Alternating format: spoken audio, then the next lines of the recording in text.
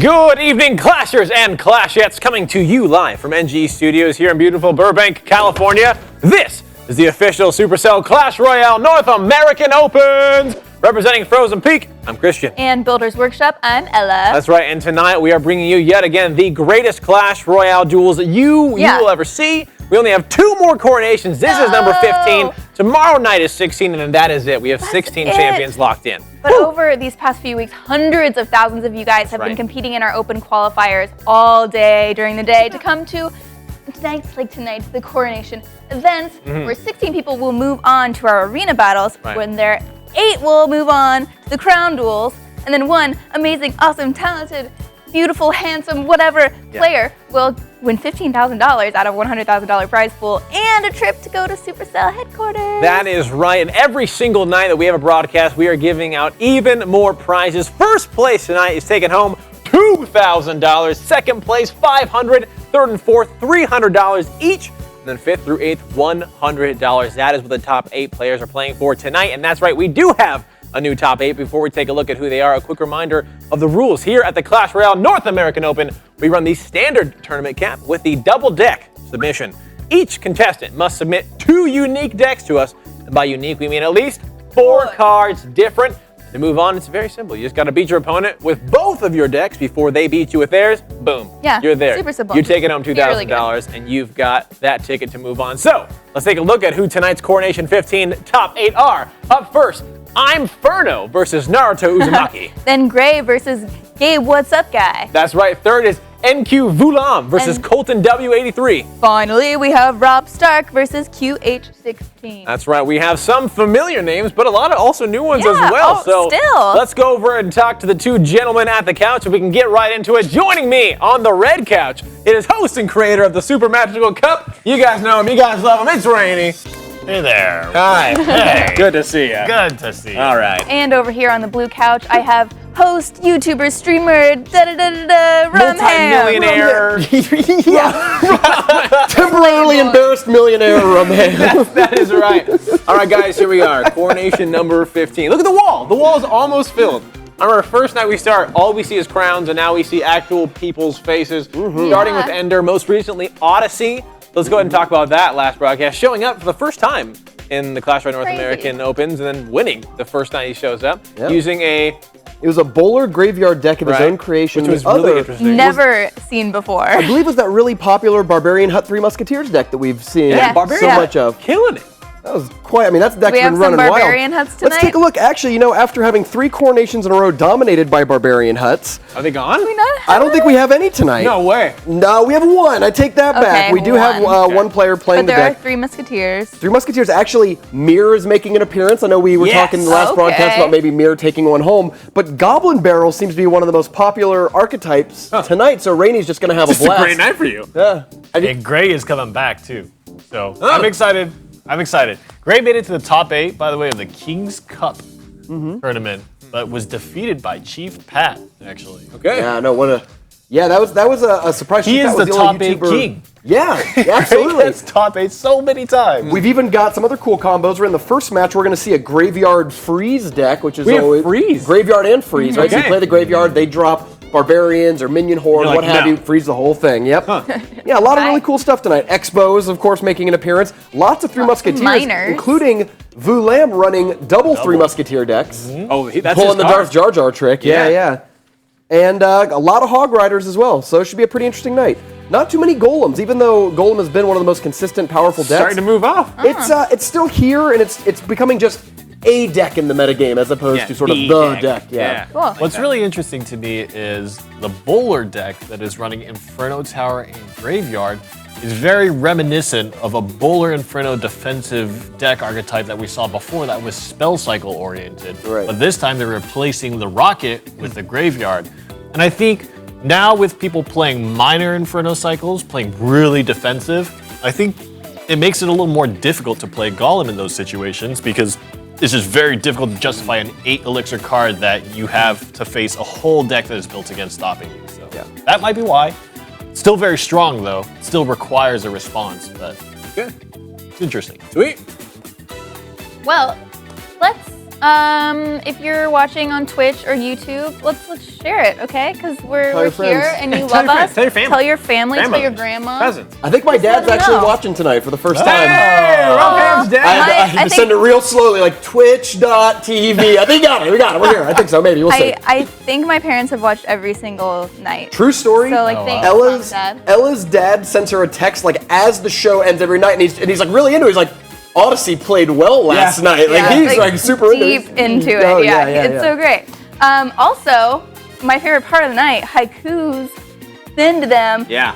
5, 7, 5 syllables, not words. Christian. That's right. One more broadcast. That's all I got away for that one, and then it's done. No one's gonna remember that I can't do haikus. So, Except hey, me. here's a I'll personal always challenge. remember. Rumham's dad. If you could send in a haiku, that would be fantastic. Oh. We would love to Well, read it. It's one thing to get him to go to a website. It's a whole other thing to install tweet. Twitter, explain hashtags. Right. Just hang tight. Yesterday we I'll got see you at some in Thanksgiving. foreign languages, so if anybody thinks of anything Yeah, that was else awesome. creative, Yeah, we would love it. let us know. Wherein I offended Send the whole it. region. Yeah. Well, I think you actually enhanced the whole region, personally. I think like we need to start talking like that now. What I think would be super cool if somehow Twitter could band together and each person submit one word of the haiku. So you mean like have Do the internet it. have the internet work together? Yes. Sounds like it's totally never gonna happen. This is my plan to destroy the world. Yeah. Try to have the internet work together and see them fall apart. Sounds good. Just a quick reminder again, if you guys are now just tuning in, you're tuning in at all. This is welcome to Clash Royale North American Open.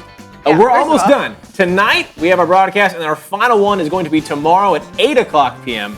Pacific Standard Time. So make sure you guys tune in to see who the final 16th champion is going to be, who's moving on to the arena duels. But first, we're going to see if one of these two are going to be making it. It is Inferno, new, versus Naruto Uzumaki, who's a return.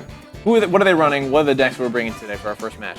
Well, we've got Uzumaki, known for being someone who plays pretty standard meta decks all the time. He's not somebody who necessarily reinvents the wheel every time he shows up. He's but like, he's "This is really strong." good at playing tanks. He's got the giant baby dragon, the golem baby dragon lightning deck Okay. we see so much of, Nice. as well as the giant bowler to back it up. Inferno, on the other hand, is running a very defensive Inferno tower deck that happens to run. Actually, you got two Inferno tower decks. One is a Goblin Barrel, Miner, Skeleton Army, Princess, the kind of zap bait sort of deck. And his other one is a Graveyard Freeze deck, which will be pretty interesting to see play I'm out. really excited to see it.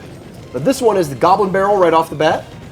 I think the And, goal here should be probably to wait until a golem is played and then really go hard with the Goblin Barrel and the Miner attack the opposite way of the golem. Interesting that he chose to use the miner defensively. Maybe didn't have cards in hand that were ideal for the scenario. Log will come in here and eliminate the princess, and he takes a baby dragon's worth of damage, which is pretty devastating, actually. Answered again by archers. The goblins this time get a few stabs off. In the first goblin barrel, one of the archers actually tanked one of the hits from the goblin. The tower was pristine. I think that really hurt Inferno because he would rather just have the damage happen on the tower. Are archers a pretty good defense for Goblin Barrel? Is that something you say is ideal? Yeah, I think it's better. Well, yeah, them and Musketeer are actually pretty strong because the archers together can two-hit a goblin. Okay. The Musketeer can one-shot them, which really helps. Oh no! Oh, going under. Wow, this is gonna do a lot of damage. Yeah, well, it's also, not is it only a good amount of damage, but it's two different lines of attack that Uzumaki has to deal with. You both have to deal with something at your tower, the miner, and something at the river. So it's not like you can just play a one-card solution to fix the problem. Yeah. Makes it very difficult to trade efficiently. Now, another Inferno tower installed. Expect a zap here. There's lightning the lightning instead. He's got a lot of skeletons assisting that push, and that might have been what Naruto was banking on, but the skeleton army will make short work of that offensive push. Now only golemized to the tower. However, the Mega Minion is still healthy. The Miner comes in just in time, but the Mega Minion might still get a swing yet, and it does. This Two was a swings. fantastic push from Naruto. And that shows why Uzumaki is considered such an expert on these big tank decks. He's played them so much that all the little details of the mechanics, it's not just, oh, I built this weird deck and it does this thing, but the details of exactly when to play this card or that card in order to win the combats are usually in his favor. Yeah. Tombstone, Mega Minion, Golem was the push that Naruto put together. Oh, wow. Got the King Tower as well. The miner's still going though. Got it in zap range. It's really close. Oh, that's loggable. And I think this is going to go into overtime. Yeah, definitely. In fact, he Let's could even see. zap it, Uzumaki could if he really wanted to. but he might hold the zap because he's afraid of... Now here comes the Goblin Barrel, right? Oh, Good timing. Good smart read there by Inferno.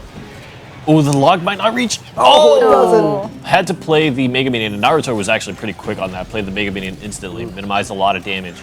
And good work by Inferno taking control of the situation, knowing that his opponent was either going to log or zap in order to get overtime, and go ahead and threw the Goblin Barrel early in order to take advantage of that. He has a huge damage lead on the tower going into overtime, and that's going to serve him well. Double elixir, though, with Golem means that there's a lot of elixir to put to assist this Golem push. Baby Dragon will tank up the Inferno tower. The Inferno is down, and the Golem is still only at half health. Now the Skeleton Army comes through. A big zap will eliminate them. The death damage will actually land on the tower.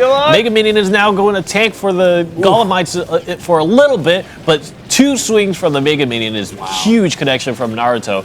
The big problem is these Golem pushes are so slow, and Inferno has 1 chance left to really do a huge counter push. Did you notice that, by the way? A little fun gag. If the log hits the miner underground, it knocks the miner path back. No, it does not. I mean, the miner still shows up in the same spot, but it takes a little. Yeah, it just takes a little longer to get there. Yeah, that's awesome. Oh, what a lightning, and that's gonna end the game. I think right here. Oh no! Wow. Log coming in by a little bit. It's gonna be in Zap, right? Yes, Zap can definitely win the match. There it Such is. a smart play. And when you have to take into consideration that there's a player on the other side of the screen, Inferno actually had not a lot of time to react to that. The instant his defending troops were wiped out, the Baby Dragon locked into that tower so quick because it has a little bit of range. Inferno tried to drop the Skeleton Armies to buy a little bit of time to be able to react, but it just happened so quick. And I think that was a great decision from Naruto to just go ahead and lightning there. Good timing indeed. What do you think his main weakness of that game was, Inferno? Because it seemed like he had the lead going into overtime, and then what happened there? You know, I don't know how much that was Inferno playing badly, because he did really well, but it really shows the strength of the Golem decks in 2x Elixir. And in tournament mode, where you have 3 minutes of overtime instead of 1, and you get a lot more 2x Elixir time to deal with, Golem decks are so much stronger because you have a huge period of time, several minutes, where you can just play the biggest tank in the game and not really be punished for it too badly. Your elixir's back. Yeah, you almost immediately have at least 3 or 4 elixir up in order to defend against the Goblin Barrel. And that's what you just saw there. And eventually, I mean, you can defend, you can put down an Inferno Tower, you can put down a Mega Minion, but as long as Golem is coming down the path and Lightning can knock out things out of the air. Yep. Yeah, that's totally what happened to really me when I was getting makeup put on earlier and I was trying to play, and then she took off my glasses and I couldn't see, and then this Golem just came towards me, and I was like, oh no! Going back to that too, it seemed that Naruto Uzumaki had a great answer, because when Inferno tried to go under the Golem push, like we see most people do, the answer of Zap was 2 elixir, and he had it. So it's like his under push that Inferno had still was getting beautifully canceled by Naruto. Cancer? All right, Naruto Uzumaki now 1 more game away from going on to the semifinals. Let's see if he can pick it up, or will Inferno come and tie it up? In this game, expect the Giant Bowler out of Uzumaki, and it looks like Inferno went ahead and changed decks to his Graveyard Freeze. And I wonder if he changed because he knew that he was going up against a Giant Bowler deck. And this Giant Bowler deck has a lot of great freeze targets. There it is. Wow. What an early He's looking one. for the freeze. I think he's looking for the freeze here. No. Decides to let it go. Yeah, I don't think it's worth anymore. I mean, there's Musketeer, there's Bowler, Giant, Mega Minion. If you play Graveyard and he drops something like Bowler, that's a good freeze right there. If it's something like Musketeer and Mega Minion, you are in great shape. Has to let the Mega Minion just take 2 swings on the tower on the left side because he needs Elixir to defend the right. I think that was the correct choice for Inferno. The lesser of 2 evils, so to speak. See if we can take out that Tombstone. Tombstone's always causing problems for decks that are trying to push down the lane. The swarm of skeletons and, of course, the building itself usually distract things towards the middle so much that the towers just shoot them right out of the sky. Naruto is at such an Elixir advantage right now. A free Golem, or free Giant on the field, basically. And I think this is going to be a tough push for Inferno to defend. The Skeleton on the first part defends a little bit against the Inferno Tower, and a big lightning comes through. Mega Minion to assist as well. Graveyard for the counter attack, but I think Freeze is the only option Inferno has to make this really that worthwhile. Meanwhile, the Giant is just swinging away at the tower, does a huge amount of damage, and full health Mega Minion is going to destroy that tower. 1 more? Oh! Very close. You're right, that's within easy lightning range and really double logged. You know, a free Giant is 5 Elixir, and the Graveyard spell on the left side largely didn't do any damage. And really, I think just throwing out the Graveyard spell without anything to assist it is really giving Naruto a lot of freedom in this matchup. This might be the freeze because he's got double elixir, and it is, so they're going to swarm. However, the bowler turns around, and that's not really what you wanted. Oh, the musketeer doesn't even go down, and I'm pretty sure this push is going to be devastating. The big downside of freeze is, of course, well, you don't kill anything. Nope. So if you don't kill anything with it, that extra elixir that you froze can come back to haunt you, and that looks like that's what's happening right now to Inferno. 4, right? 4. Yes, 4 elixir. That was a 9 elixir push that did not remove both the bowler or the musketeer, and it didn't really do damage to the tower as well. Yeah, not enough. Comes another graveyard, and maybe this time, but I think the Going for log it. is going to be more than enough. It's a good freeze right there. 2. Well, 2 Look seconds. at Go, it. Wow! Naruto, give him the wow. I would have to really look at Naruto's hand. Why did he not play a spell in that moment? He just arrows, but it seemed like it was a little too late. I think he just thought it was over. He's like, I mean, he just checked in a little early, and Not gonna lie, I've done that before. Yeah, I think we've all lost games to hubris. Yeah, not over until it's over. Right now, we are in overtime now. 2 minutes and 30 seconds.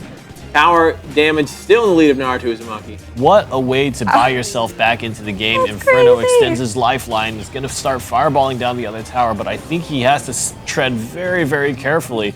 Seems like for the most part, he doesn't have a good defense against Giant Bowler, and he really needs to make something big happen.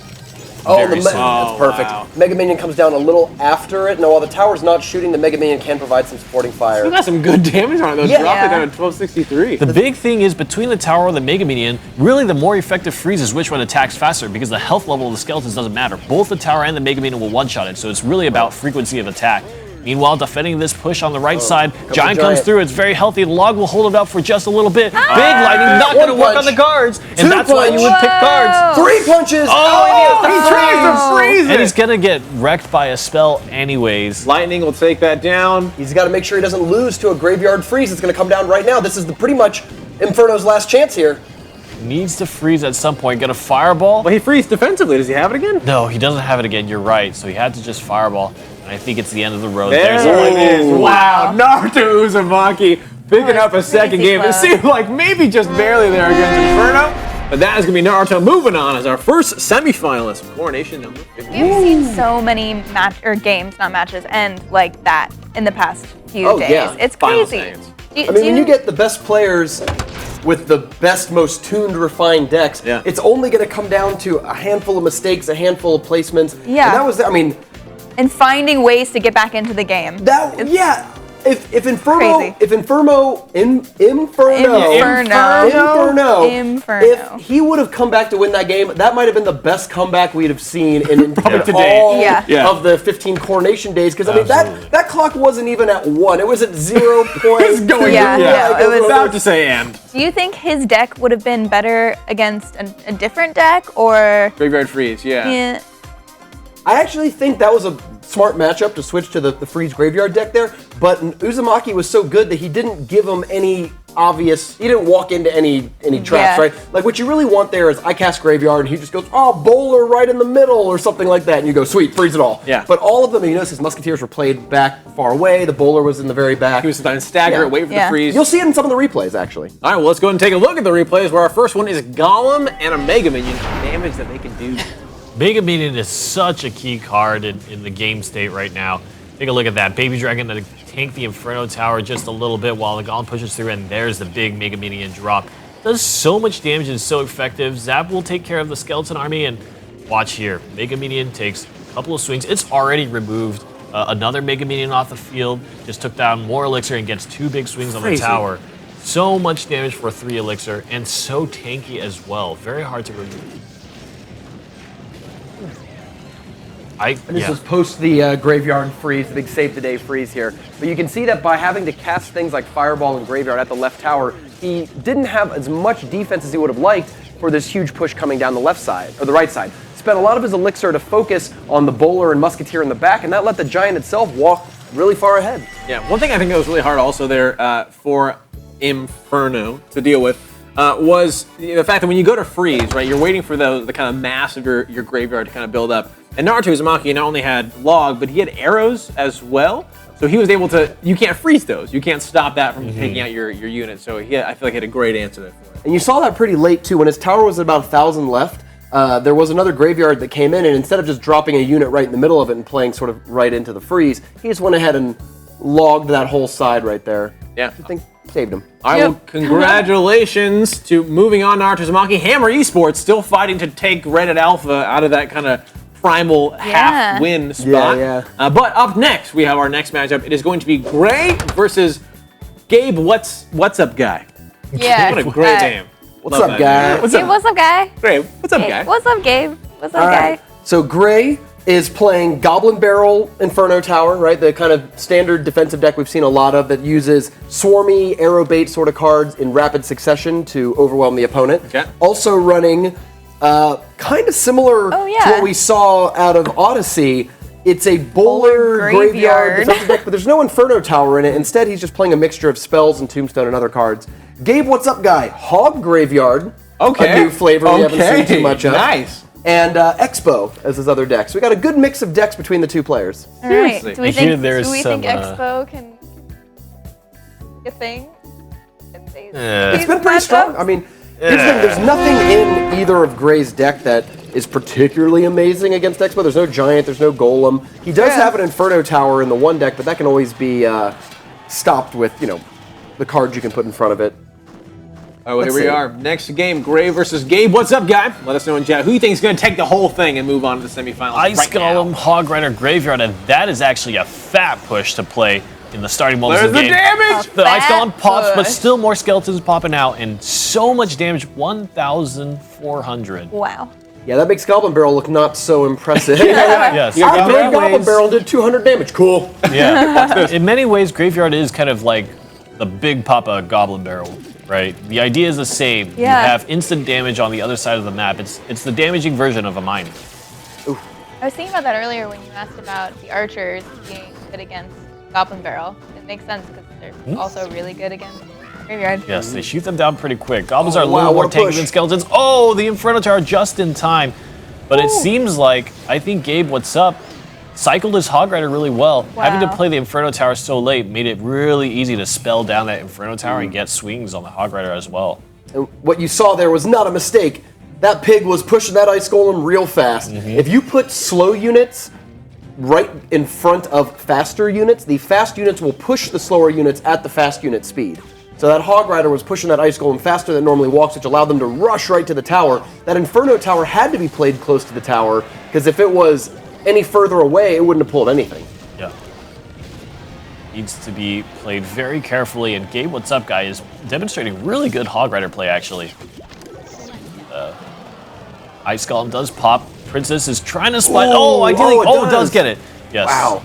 Ideally would have loved to. I wonder if he had dropped the Hog Rider closer to the center of the arena, it probably would have jumped sooner and let that Mega Minion survive, but here comes the Zap Bait. Nope, doesn't take it. He waits patiently. Patient hand. Gray has some of the best mind game placements in the game, so I think that Gabe, what's up, guy, knew that was coming, thought he had to play around it a little bit, but oh no, I think it's going to be enough. Only one skeleton to attack, and they do! All right, well, we got 30 seconds now. Let's see what Gray can do. Gray has a deck that is very fast, but it doesn't do a lot of damage. 1,600 is a lot of damage to have to deal. On game? Oh, he sends a fireball in as well. The Zap is very patient. I actually really like that play from Gabe, what's up, guy, because he knows that, okay, a swing or two on the Goblin Barrel is not actually going to kill me. What is going to kill me is if I waste the Zap, have no option to remove the Goblins, and then have that miner tanking for them. That's going to give Goblins much more damage. So he just holds it, takes one hit, and then zaps. There it is. Gabe, what's up, guy, taking the first game between him and Gray. One more, and he'll be moving on. Gray right now to come back. And he's a new guy tonight. First timer. Have you guys heard about him in the community besides? I mean, every time I see him, I'm like, what's up, guy? No, never heard. No. That's awesome. Fair enough. What was it specifically about that Hog Graveyard combination that pulled off so much damage and then really didn't see any in return? Well, there's sort of two separate issues. So I would just say that Gabe did a really good job defending against the Goblin Barrel Miner by holding the zaps and things like that. But what makes Ice Golem Hog Graveyard such a really complicated push is there's a lot of things going on. You've got a big hit point shield in front, the Ice Golem, that you have to kill in order to get to the Hog Rider. So you have to put some amount of DPS up front. You, of course, have the Hog Rider, which is moving very quickly, so you have a short time window for which to react to this. Right. And at the same time, that's single target damage you're looking for, right? For both Ice Golem and Hog Rider. Well, then here comes the Graveyard, which requires you to kill swarms, and not just swarms, but swarms that are in the opposite place of the Hog Rider itself. For only 11 Elixir, which is not that much if you're trying to put together a push, it has a lot of different elements all happening at the same time, and it's very hard to defend. All right, well, a quick reminder of our schedule here. Tonight and tomorrow night are the final 2 nights of this Clash Royale North American Open. Then, don't be sad, the arena battles are coming, and then the crown duels where one of these 16 players will be taking home $15,000 and that trip to go visit Supercell HQ. So we'll see. We'll see if potentially Gabe, what's up, guy? Potentially Gray could be one of them. That would be awesome. I really think that it's so interesting to see in these last 2 matches today, we've really seen Elixir Advantage take a big role. In the first match, we saw a free Giant on the field and how much damage that did, put the tower down to 217. In this game we just watched, a Ice Golem, Hog Rider, Graveyard combo was played right at the beginning moments of the match. And before you get to double Elixir time, it's really hard to scrounge up enough resources to defend all of that. If you see that situation within the first minute of the game, you know that you're in trouble. Gabe is playing an Expo deck because in the double deck format, players must register 2 decks and win with both of them in each round. So Gabe has to switch to his Expo deck, and it looks like Gray has also switched decks to his Bowler Tombstone Graveyard deck, likely because he thinks it has a better Expo matchup. That's right, yeah. Again, the players do know which decks have been submitted by their opponent, so they're not kind of going into this blind. They can add a little bit more strategy here. All right, Expo down. Oh no! King Tower activated! Oh, that is unfortunate. So if you didn't catch it back there, Graveyard spawns skeletons at every part of the Graveyard, and one of them was just a little closer to the King Tower than the Crown Tower, walked over, gave it a stab, and turned on the King Tower. So for the rest of the game, that big central tower is going to be shooting back. No longer defenseless. Woo! Pretty good defense on Gray's part against the Expo. Took minimal damage, and that's actually rare to see an Expo lock onto a tower with just a sliver of health left. But ends up becoming relatively even, if not for that skeleton poking the King Tower. It would make it very difficult to use Graveyard past this point, because just having the extra source of attack mitigates a lot of the skeletons. Tombstone is a big pain for Expo decks. Not only do they have to shoot through the building, but then through all the skeletons one at a time that are coming out. The Bowler's already there chipping the damage down and ready to absorb it. It's very interesting, just as a side note. Oh, again! That one's going to do a ton. It's very interesting, just as a side note, how when a Golem pops, the Expo will go to the tower instead of the Golemites. When a Tombstone pops, it goes to the skeletons. Yeah, I'm not really sure why that occurs, especially because Log and Bowler roll over the Tombstone and all the spawn skeletons, so clearly they're kind of out immediately. Yes. Very interesting. All right. Ice Golem's going to try to soak some of that damage. Tombstone's right behind it. The problem is actually not really that he always has stuff to block. The issue has usually been that he can't get through the Ice Golem and Mega Minion played by Gabe What's Up Guy in order to block a little more. Oh no! The Inferno Tower turns the Bowler in the other direction! Go Mega Minion! Oh, the Mega Minion takes one good swipe. Well played on Gray's part to play that on the left side. Here comes a second Graveyard drop of the game. Ice Golem is definitely on the wrong side of the map. Here comes a Log to try to mitigate damage, but look at how effective that King Tower is. It's like you're a free archer back there. It is. I mean, if you think about it, one tower cannot keep up with the Graveyard, but 2 towers can.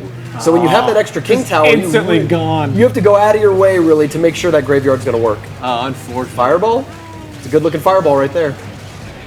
No, opts not to. I would wonder why you would want to save the Fireball in that scenario, but he does come out with a Bowler full health. Gray probably realizes that if he's going to win this game, he's going to have to do it through fireballing that tower. Yeah, it's going to be tough. Here comes the next Expo drop, Tombstone and Archers, plus the Ice Golem. One of the Archers will be taken down. Is there an Inferno Tower? No, not to be seen, and this Bowler will do a ton of damage to the Expo. That might have been one of the more effective defenses Gray has had. Also, the Ice Golem is down, and so Graveyard here might be very dangerous.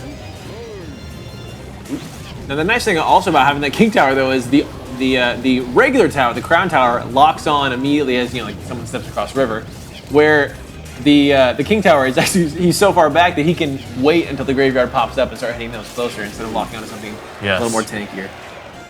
That's a good point. So it's even better than a normal tower. Yeah. Yeah, it doesn't get distracted as easy. Ooh, King Tower. King Tower is so good against Graveyard. Yeah, it's really tough. It's really tough. The extra source of attack, the fact that it's far back. Now that being said, we are now in overtime, 2 minutes remaining, and Gray is up in tower damage. The bowler will immediately lock onto the Expo, and that's actually to the favor of Gray. Good use of the log to actually retarget the bowler, but I think it's going to get one more roll. No, doesn't quite do it, and this Expo is going to lock on. No, there was still the Tombstone. Mega Minion duel, and it looks like Gray is going to win that out, but again, he has nothing resembling a counter push of any sort.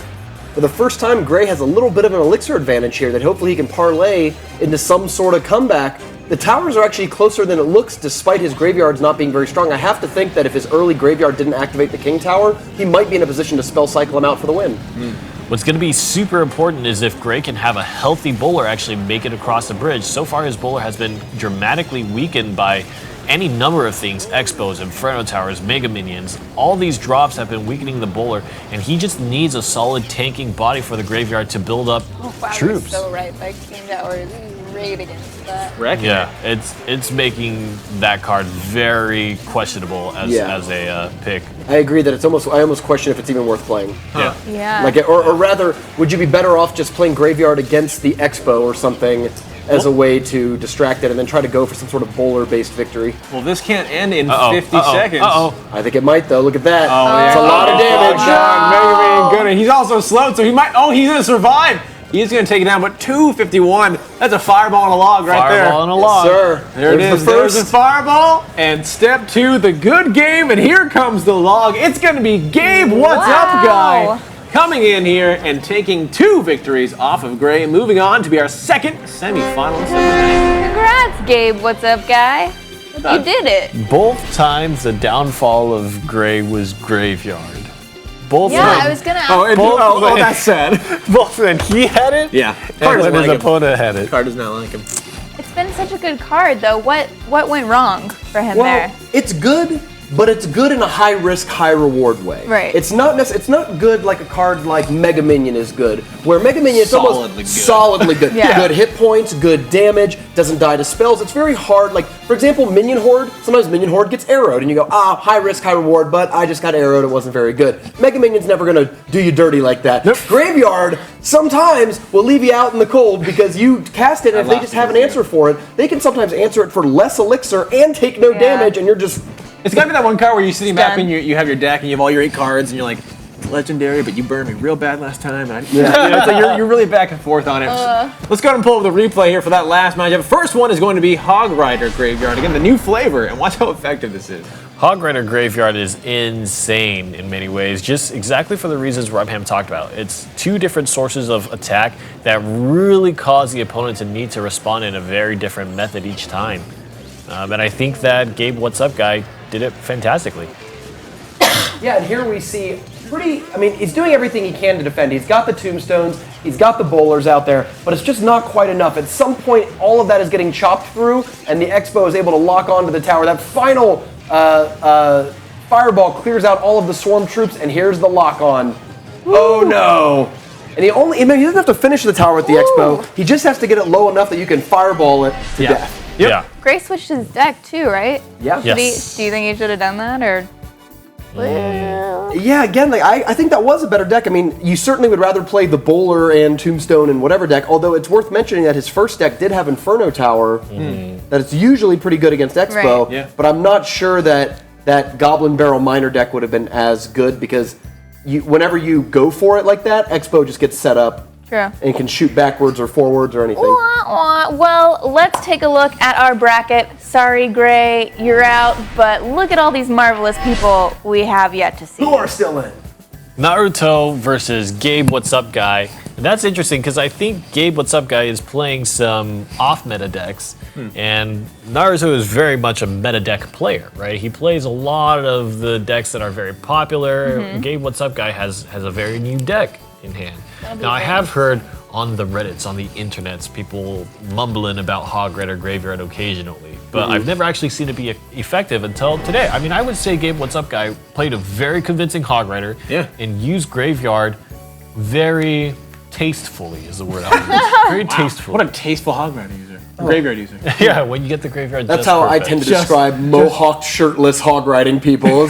Tasteful. Tasteful. That's the tasteful society. Maybe a little bit too classy, huh? High Are you class riding that human. swine through my living room? With no shirt and So screaming? tasteful. Classy. You have a hammer too, smashing my stuff? What a tasteful human being. All right, quick reminder of what these guys are playing for. Not only that chance to move on to the arena battles, but the winner of tonight will take home $2,000. Second place walking home with $500, third and fourth, $300, and fifth or eighth not going home with nothing. So $100 for them because, again, just a reminder, getting here, going through the open qualifiers, going through thousands of players, these are the cream of the crop. These are the top players right now.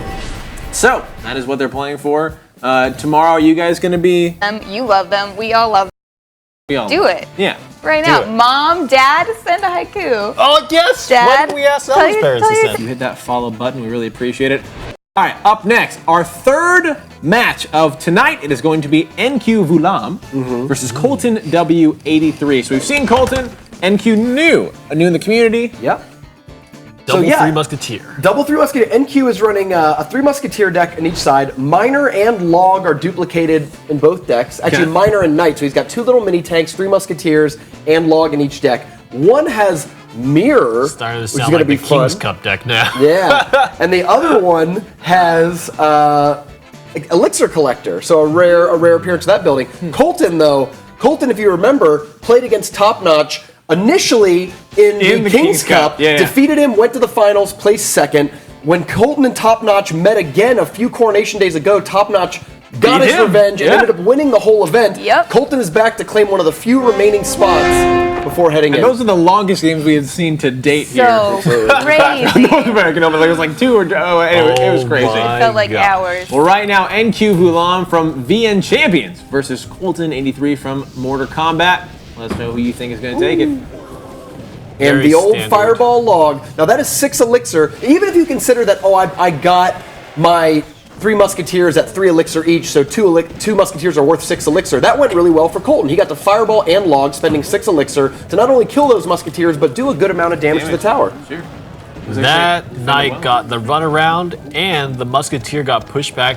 That Ice Golem dragged the knight around, and then tanked for the Musketeer when it got to the other side. Well, here we go. Here's that bowler graveyard combo. Let's see how effective it's going to be here tonight. Not as fast as the archers. Whoa. I think that Log you might want to play that Log a little further back and try to take some of those graveyard skeletons with it. Even if you don't get the entire graveyard, taking out a couple of them It's good. helps prevent the overwhelming swarm. I love the It's- knight, but he doesn't seem to do such a good job there. Yeah, he's a bit slow on the feet. Needs to do more cardio. Ate too many burgers and fries. Buddy, I don't see you wearing plate mail. He took down 2 towers for Yeah, me talking earlier. big right now, so- right? Yeah, he killed Come like on. 20 skeletons. This was Lord of the Rings. He would be There's- like the best Gondor knight. Like, good job, dude. He's featured. Look at how much the Mega Mini. Okay, the Mega Mini moves pretty slow too. You're right. You're right. Worth mentioning, that was a mirrored Ice Golem. That's right. Oh, we have Mirror. What's interesting is this is the second time we've actually seen Goblin Barrel face Graveyard head to head, really. As like a you play Miner, I'll play or rather you play Miner, I'll play Graveyard to answer you, and we'll see which one does more. And evidently, the Graveyard seems to be coming out in many of these situations on top. And that bowler is just a nightmare against that Knight Musketeer push on the right side. They both were getting knocked back in order. Yeah, I was actually thinking if you're NQ Vulam, just kind of waiting until that bowler gets closer to start taking tower Yeah. damage, then play something. But then we'll see. Oh, that's a big swarm. Ice Golem A lot of the helped pull it off. skeletons re-aggroed onto the Whoa. tower. Ooh, and he had to spend a lot of elixir to survive that. It looks, oh man, slowly but surely, Vulam is getting pushed out of this game by Colton's spell cycle. And actually, Graveyard is a spell. It's been the Fireball Log on the left side and the Graveyard on the right side, really giving him a Spell ton of cycle trouble. the entire way. One. This is what we're talking about Bowler Inferno defense, and then you just Graveyard. Graveyard really is a replacement for Rocket in many ways. I'm waiting to see what NQ can do when 3 Musketeers get mirrored. That's the big play. Yeah, well, if we even make it that deep in overtime, because right now he's got the Miner and the Knight back to back trying to stop it, and after all that, they just get fireballed out. Less than 10 seconds to go. I don't think there's any way for Colton's tower to go down, so we're going to see Colton take game 1 of this match. Using that Graveyard bowler. It's very difficult to play 3 Musketeers against a deck that has Fireball, Log, Bowler as well.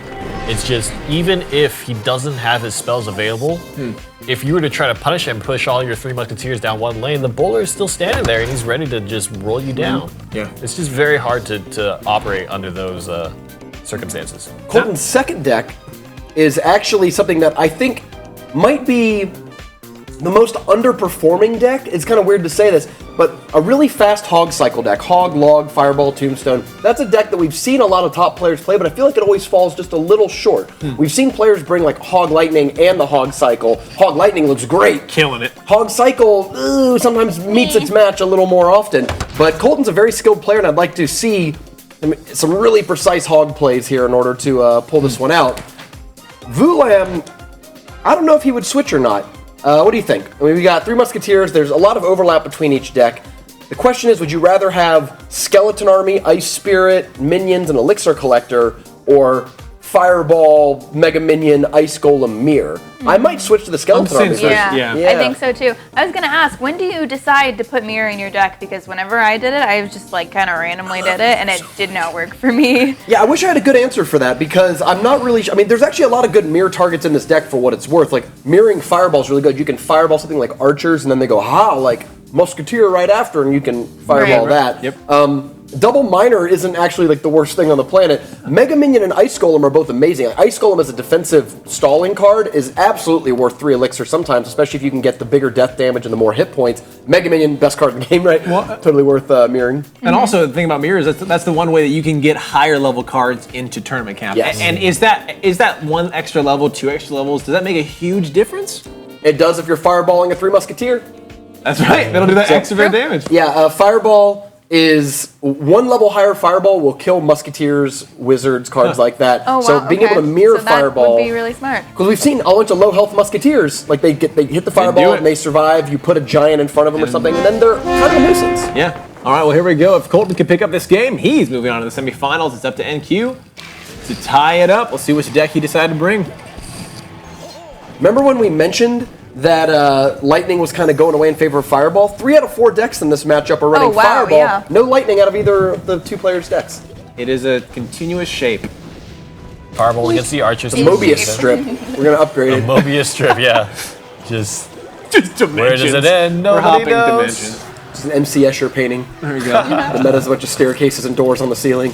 Klein bottle is probably my favorite shape, so we'll just go with that. This miner is going to town. He Uh-oh. is having a good time. This is a real strong push here. The Fireball, I believe, is out of the hand, too, so he doesn't have the good Fireball that would have worked right there. Look at that. Oh, wow. Oh, no, instead he's going to get Fireball. Oh, and he didn't change his deck, did he? 1 hit, 1 swing. Did not. Nice. Yeah, he got the mirror there. It looks like he mirrored the Mega Minion. Yeah, and that's one of the best. I mean, that's 7 Elixir on defense. I think 2 Mega Minions can fight pretty much anything. Yeah. Trying to think of what that would really struggle with, but the Fireball comes down to clear it all out. Uh-oh, Mega Minion tanking for the Skeletons has to play the miner to make sure he mitigates damage. And what a fierce counter push. Ice Golem, Hog Rider. Hog Rider currently lives at a time where it has a lot of great friends to help assist his journey to the tower. Ice Golem might be one of the most versatile new cards added to the game in a long time. I mean, it's used in defensive decks, offensive decks, very aggressive ones, very slow one, like very slow stall decks. If you remember, that Barbarian Hut 3 Musketeer deck happily plays Ice Golem, as well as Hog Cycles, 3 Musketeers, a lot of stuff. Yes, Golem Even as Golem well. plays it, Yep. yeah. Ice Golem is also an incredible combination. I'm thinking of our friend Tornado right now, who I'm assuming we're not seeing tonight. No, sir. But I'm thinking, wow, how cool would it be is if you could also use it on your allied minions. Won't damage them, but it'll pull them. So you see a Fireball coming, you pull your 3 Musketeers out of harm's way. Huh? Yeah, I actually think that might be, if Supercell finds that they need to improve the card in some way, I think that would be a pretty good solution, because I can see lots of reasons why I'd want to move my troops forward. Right, yeah. The interesting thing, okay, well, here comes a big push coming down. Ice Golem, Hog Rider again. Fireball tries to remove one of the Musketeers, but one of them will survive. Will die to the tower, though. But the left side Musketeer is going to convert with an Ice Golem leading the charge, and this is a very scary push. Plus, the Miner actually is going to make it even more deadly. Archers are going to get taken down by the Mega Minion. Miner! Wow. There it is. He just wants that extra tank there, but that might actually be the best way for Vulam to keep himself in the game, to put damage onto the tower, because his pushes are actually not really working out. Ooh, and he even gets a shot on the Tombstone. That Musketeer earned a lot of value over the time he shot. Archer's down. Oh no, here it comes in though. Oh so no, much the time Ice left. Spirit! No! Goodbye, Three Musketeers. Confetti coming out on both sides of Colton's arena. Everyone cheering for that. That Ice Spirit had a free run. All Three Musketeers locked into the Hog Rider, so the Ice Spirit was actually free to just run right up and do the devastating sacrificial. Here it is. One. Remember me. Oh! One swing, fireball. You see now why every deck wants to play at least one building, if at all possible, because with no buildings in Vulam's deck, he doesn't have an answer to the Hog Rider. Hog Rider's coming at your tower in a straight line. Well, there it is. Log coming now. That's going to roll over the final tower from NQ. And Colton W83 2-0. NQ moving on. Night of 2-0s. As our third. Wow. We are flying through tonight. We only have one more game before break in the semifinals. Okay, how much did that Three Musketeer massacre hurt? A lot. Duel? I mean, that's when Three Musketeers was first debuted back in, I want to say March. It was early on. It was I think the very, very first new card update in Clash Royale. Three Musketeers was added. It was called the worst card in the game because people couldn't think of anything except like, oh no, I'm gonna get fireballed. Like, I'm gonna get it fireballed. I'm gonna get lightninged, and then I lose a bunch of elixir because that's one of the best ways to split it up, and you're not that vulnerable to those big damage. But right there, because of the Hog Rider, all three stood together. Ice Spirit jumps on and fireball in the air. So good. That's 5 elixir to kill 9. Yeah. No matter what, you just lost 4 elixir on that trade in a very high tempo matchup where you always want every bit of elixir. Free Hog Rider, right? 4 elixir. Yeah. Yeah, just like that. Painful. See you later. Whew. All right, well, let's go ahead and take a look at the replay of that last matchup here. The decks that Colton are playing, and understandably so, are just so effective. He's got Bowler Graveyard and a great Hog Rider deck as well, and he's really gonna do a ton of damage every time he drops that card. It really seems to me that Bowler Graveyard is kind of one of the go-to combos you would use, whereas before we thought it was Golem Graveyard. I actually think Bowler Graveyard just being a little more slim is a little more effective. Vulam should have listened to us. He changed his deck. Yeah, man, what was the deal? Why didn't you listen? Man. Come on. Hey, it's all right. We know what we're talking Congratulations for making it this far. You're not walking away with nothing. You're getting $100. And up next, our final round of 8 match before the semifinals is going to be Rob Stark versus QH16. We've definitely seen Rob Stark before. Actually, a new teammate of Colton. Rob Stark and Colton have just joined a new esports team, Mastery GG. Their Mastery GG esports team. Nice. So perhaps with 2 competitors in the top 8, one already moving to the semifinals, they could, despite only forming like yesterday, claim their first Coronation. That would be awesome. Yeah, absolutely. right. Going up against QH16, who I'm not familiar with. I think this might be a new, not just a new member of the Coronation Day, but maybe a new member to the competitive scene. Okay. We got Same. got Giant Graveyard at a QH and Hog Rider Goblin Barrel, so that's going to be kind of fun to watch. We're saying Fireball all over the place. Fireball all over the place, yeah. And then Rob Fireball's Stark in. has Giant Lightning and the Three Musketeers Barbarian Hut Hog Rider deck that's come out and become really popular over the last couple days. Sweet. Well, Barbarian rad. Hut, I'm still hopeful that tomorrow we're going to see spawners. I'm still hopeful that we're going to see a goblin hut. Well, keep hoping. One more day. we have one more day. Yeah. Again, just a reminder that tomorrow is our final day of Coronation. So if you guys at home, if you're right now watching this going like, I can do this, I want $2,000, Prove it. go over to ClashRoyaleOpen.com where you guys can sign up for our final Coronation tomorrow night at 8 o'clock p.m. All right, our next and final match of the round of 8 is about to get underway. Who do you guys think is going to take it? Again, this is kind Rob of purely Stark. based. Oh, wow. I like the show. Because he's got the brains. How of can his you say uncle. that? He knows nothing. I like the show. He never knows anything. Never knows anything. I think that's how it goes. Rob Stark never knows anything. That's right. That's it. That's how it goes. This isn't Tony Stark's nephew? At all. It is Tony Stark's Oh my nephew, gosh, that's right. you guys, Yeah. watch some HBO. That's what I thought. All right, here we go. Tony Stark's nephew versus QH16 here. Let's we see who's got gonna take White it. Walkers coming out of Rob Stark's army already. There you go. no. Look at the tie-in. They don't fight on the same side. Now, Rainey, just for people Clash who Royale, anything's possible. are new and they see the win rate percentage, they're kind of confused. Just quickly again, explain what that means. That demonstrates their journey to the top 8. So, for example, Rob Stark had to fight through some harsh wars and harsh battles. He took some losses. He's got only an 80% win rate, meaning that in his journey up to the top 8, he's lost particular games within a match. Means that he didn't lose a match because obviously he's here. It's only single elimination. Right. But he's just a little less winning than QH16 is. Not necessarily indicative of how he will play in these final rounds, but interesting to note. and the Barbarian Hut played down there. Barbarian Hut's an interesting card because you rarely get the 7 elixir value out of it. Like, it's not going to do 700, 800, 900 damage to the tower, but it forces your opponent to slowly but surely put things in the path in order to prevent those Barbarians from building up on your tower. The big thing about spawners is because units naturally walk themselves to their doom, you actually have to constantly put new responses to huts and spawners as well. And so that really helps justify the large cost. Golem, or rather Giant, gets slowed up. Good defense on the graveyard as well. Almost a pristine tower. Maybe one hit. Wow. And now it's all counterattacking. And look at the elixir advantage right now. I mean, Rob Stark has a huge elixir advantage. He's got more troops on the board and a ton more elixir in the pocket. He might, and pretty much gets to put it into another Barb Hut, and now they're at the same elixir. Ooh. The thing is, if this continues, Rob Stark will happily play out this same scenario again and again and again and again, because it's only getting better for him. Here we go. Good fireball right there. Oh, wow. You can hit the building and both. Hey, what an aim. I think the tough part to fight against is now you have 2 barbs and a musketeer. You don't have a fireball anymore, and really I think that's what this is what this deck really capitalizes on. The fact that you have to use expensive options like spells to try to deal with 3 musketeers and barbarians, but then you also have to make sure that you defend against the Hog Rider as well. Took a little late log there. Yeah, that Hog Rider had already kind of got pulled to its doom. There's now no Tombstone in hand, but by the time Hog Rider comes back, I expect Tombstone to be back as well. He's really going to have to get a well-timed Hog Log if he wants to pull this one off. Oh, here we go. Has to drop the Mega Minion I know my instead. dad's rooting for you at home. And the great timing on the fireball. Log saves the day, though. If it wasn't for that log, we might be seeing a dead tower. I also love the timing of QH16 there. When that graveyard comes up, the Giant wasn't even across the river. He knew exactly when the skeletons start spawning. Yes. The tower locks right onto the Giant just as the first one pops up. Uh-oh, And now the Fireball is fireball's out of hand. Yep.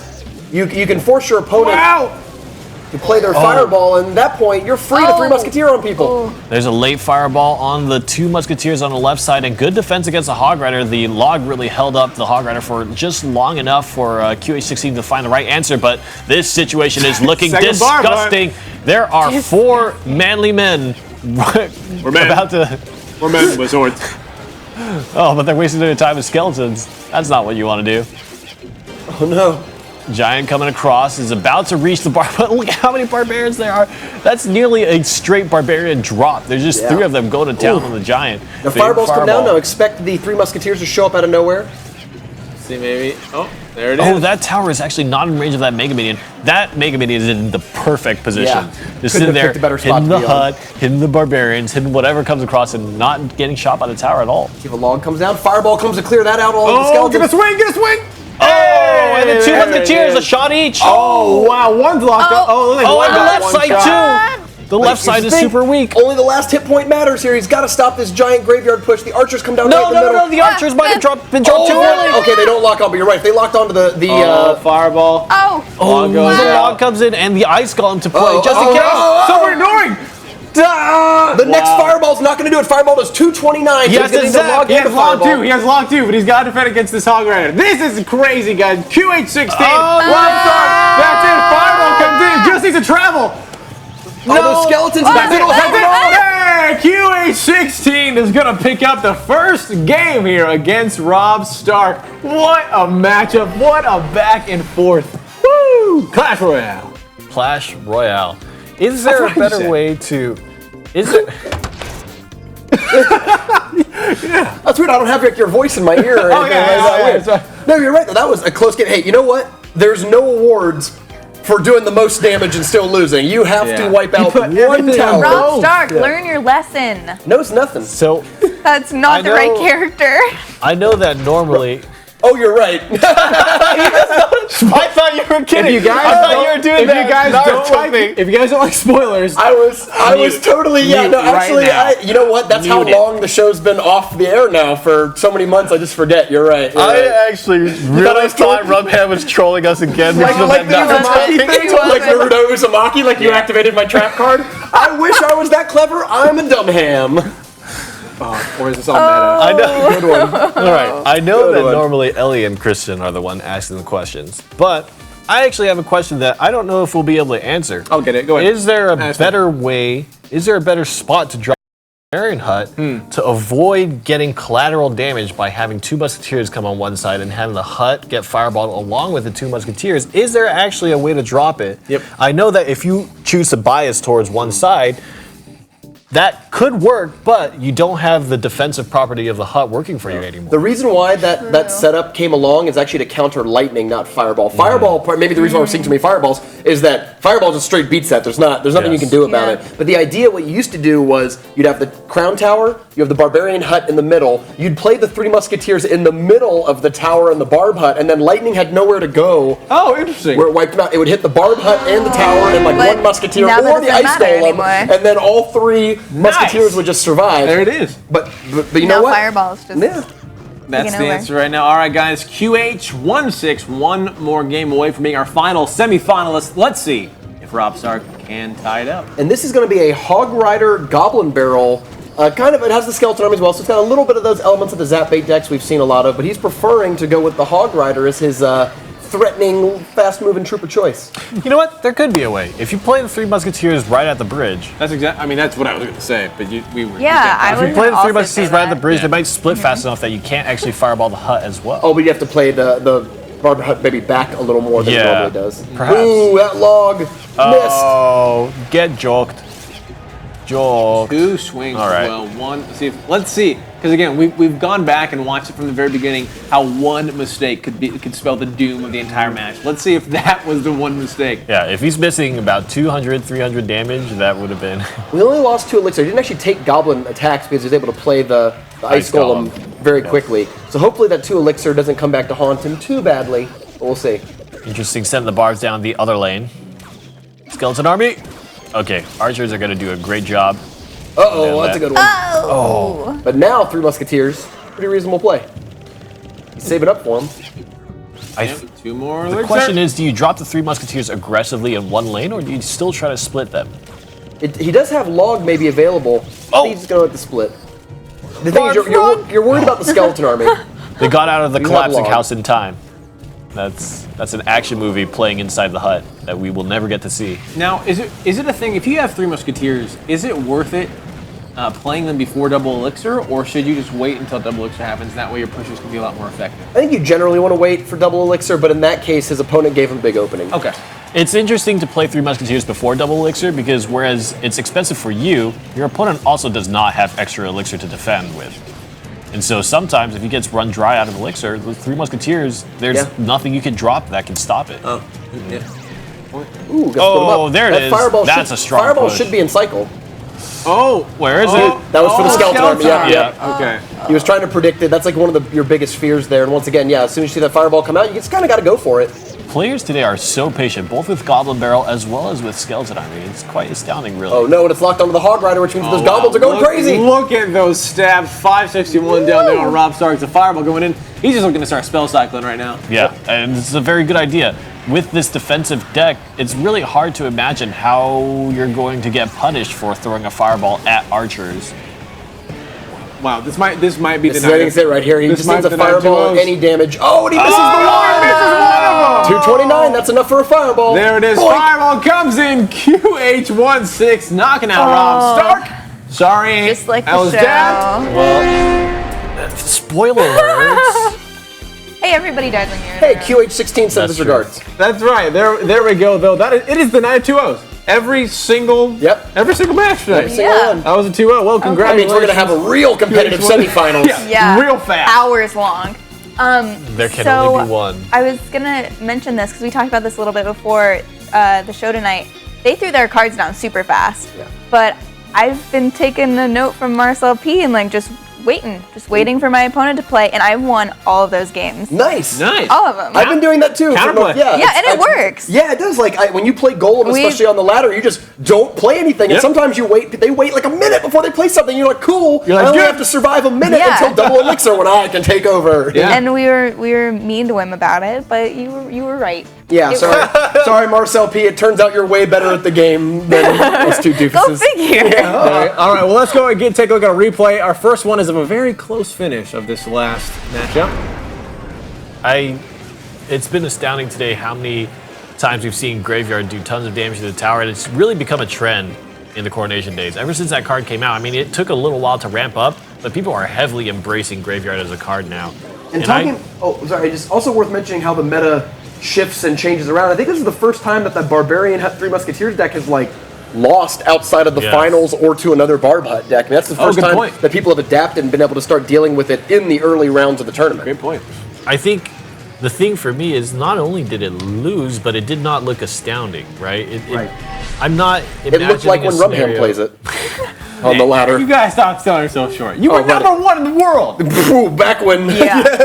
Back when. For up to and including 15 minutes. That's more than thousands and millions of people right now in this world. All right, now that we have our 4 semifinalists, let's go ahead and pull up the bracket as we are getting ready to go to a quick break, and then we are coming right back. So, Naruto Uzumaki, Gabe, what's up, guy? Colton W83 and QH16. Rainey, out of these 4 people who are moving on, first one kind of very excited to curse one of them. Wow! All right, who are you cursing today? Who's it going to be? Man, you know, I said last time there was a new player. Who was it? I forgot who it was. Odyssey? No, I predicted a new player to go through because I was really impressed with their play, and then they ended up falling short. Sure. I wanted to do the same for Gabe because Gabe, I think, played really, really well in the round of 8. Had some really solid decision making, and that's kind of the player that I want to choose. But I've done this before. Sorry, Gabe, you're going home? Yeah.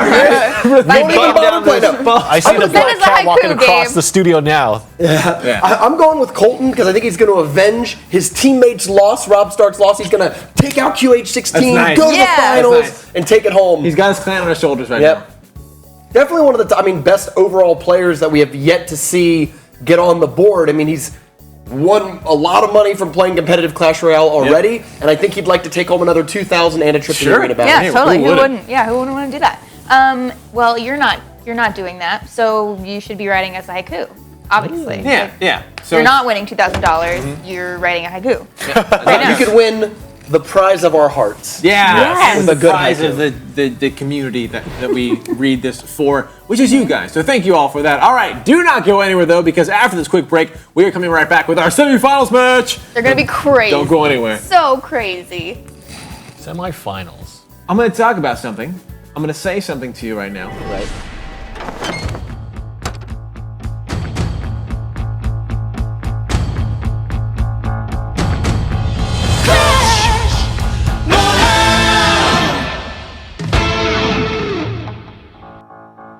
These are the rules of the duel.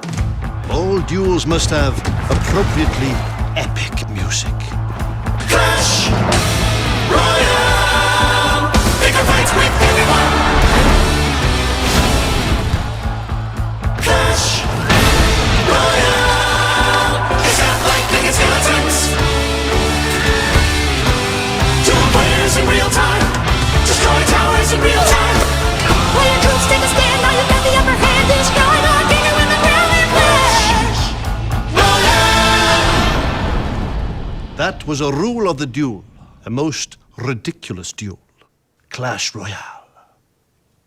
These are the rules of the duel. Anything goes in the arena, and anything goes inside the goblin hunt. Anything. A most ridiculous duel. Clash Royale.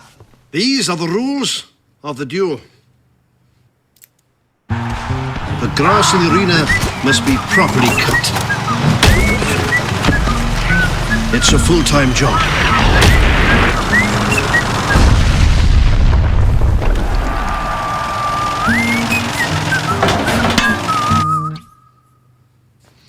That was the rule of the duel. A most ridiculous duel. Clash Royale. These are the rules of the duel.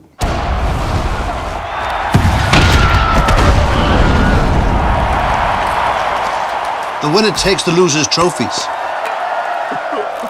And their dignity. That was a rule of the...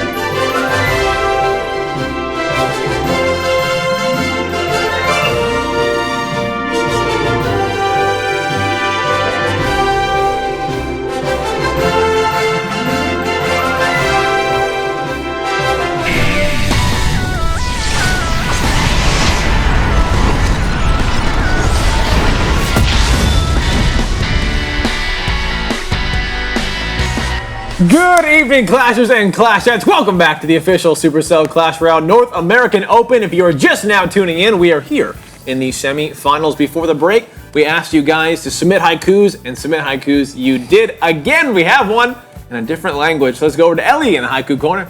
Yeah, let's see how my many years of Spanish paid off. You got this. Thank you, Bishum in 2002. Yo practico Clash Royale todos los días y noches, pero no puedo ganar. Translation, I practice Clash Royale every day and night, but I cannot win. Hey, I feel you. That's all right. You are joined by so many people. So thank you so much for those haikus. Thank you for all of them. We were reading in during the break. There's some pretty great ones. One was made about your dad, which was super awesome. So Really? Thank you for one. Made about the Rumham's dad. Some of them in rhyme. I like the ones that are both haikus and rhyme. You don't have to. Yeah, We just but that's appreciate just a it. nice little touch. Yeah. All right, let's go over now and pull up the bracket as we are here in the semifinals. So a quick little refresher if you guys missed anything from the round of 8. We have up first, it is going to be Naruto Uzumaki versus Gabe. What's up, guy? And then Colton W83 versus QH16.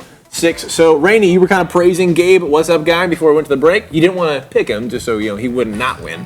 Yeah. But you're very impressed with him showing up and playing well so far. Yeah, I think that he's played well. Obviously, I've only seen him play against one opponent, so it's not going to be a very good test. That's just like saying, if I... all right, I'm not going to go down there.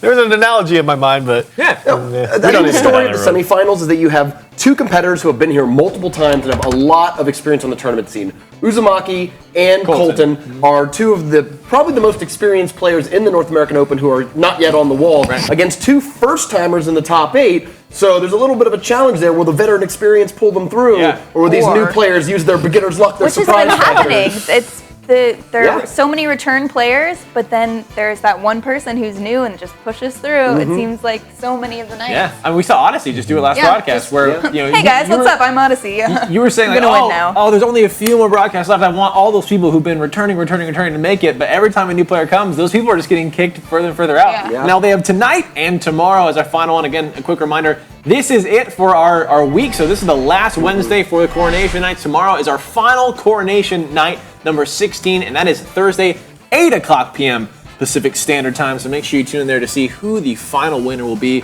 going on to those arena battles for, again, the chance at $15,000 and the trip to Supercell HQ.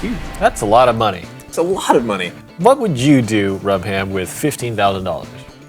Ooh, you know what?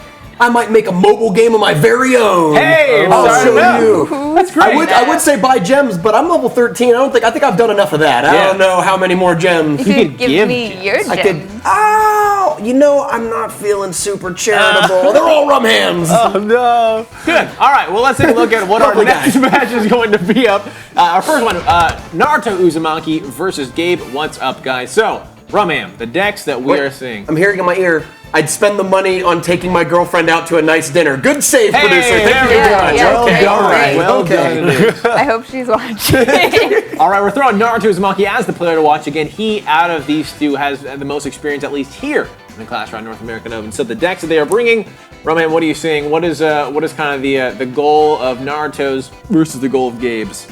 Well, Gabe has got to figure out how to win a game with his Expo deck. He's facing two very bad matchups for him with the Golem and Giant Bowler. Those two decks are some of the decks that really bullied Expo out of this North American Open finals.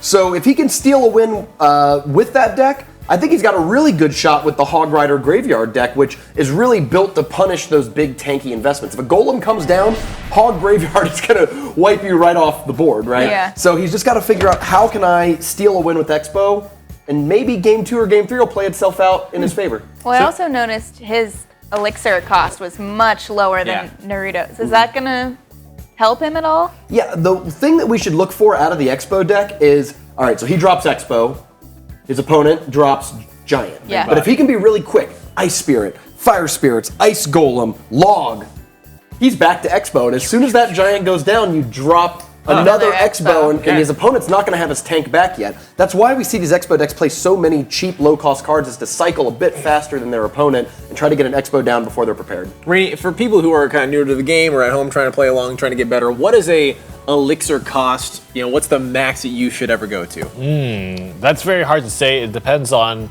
It depends on kind of what you're trying to achieve, right? For example, Barput 3 Musketeer, a deck that we've seen be successful, is very, very high average elixir cost. Meanwhile, you have some of the cheapest Hog Cycle decks that are 2-point-somethings. 2.8s maybe, I think, off the top of my head. Yeah, it's a symptom, not a cause. It's one of those things where great Expo early start off, the bowler being played behind the King Tower. Kind of a misplay by Uzumaki, who I guess predicted that this would not be an Expo deck right off the start.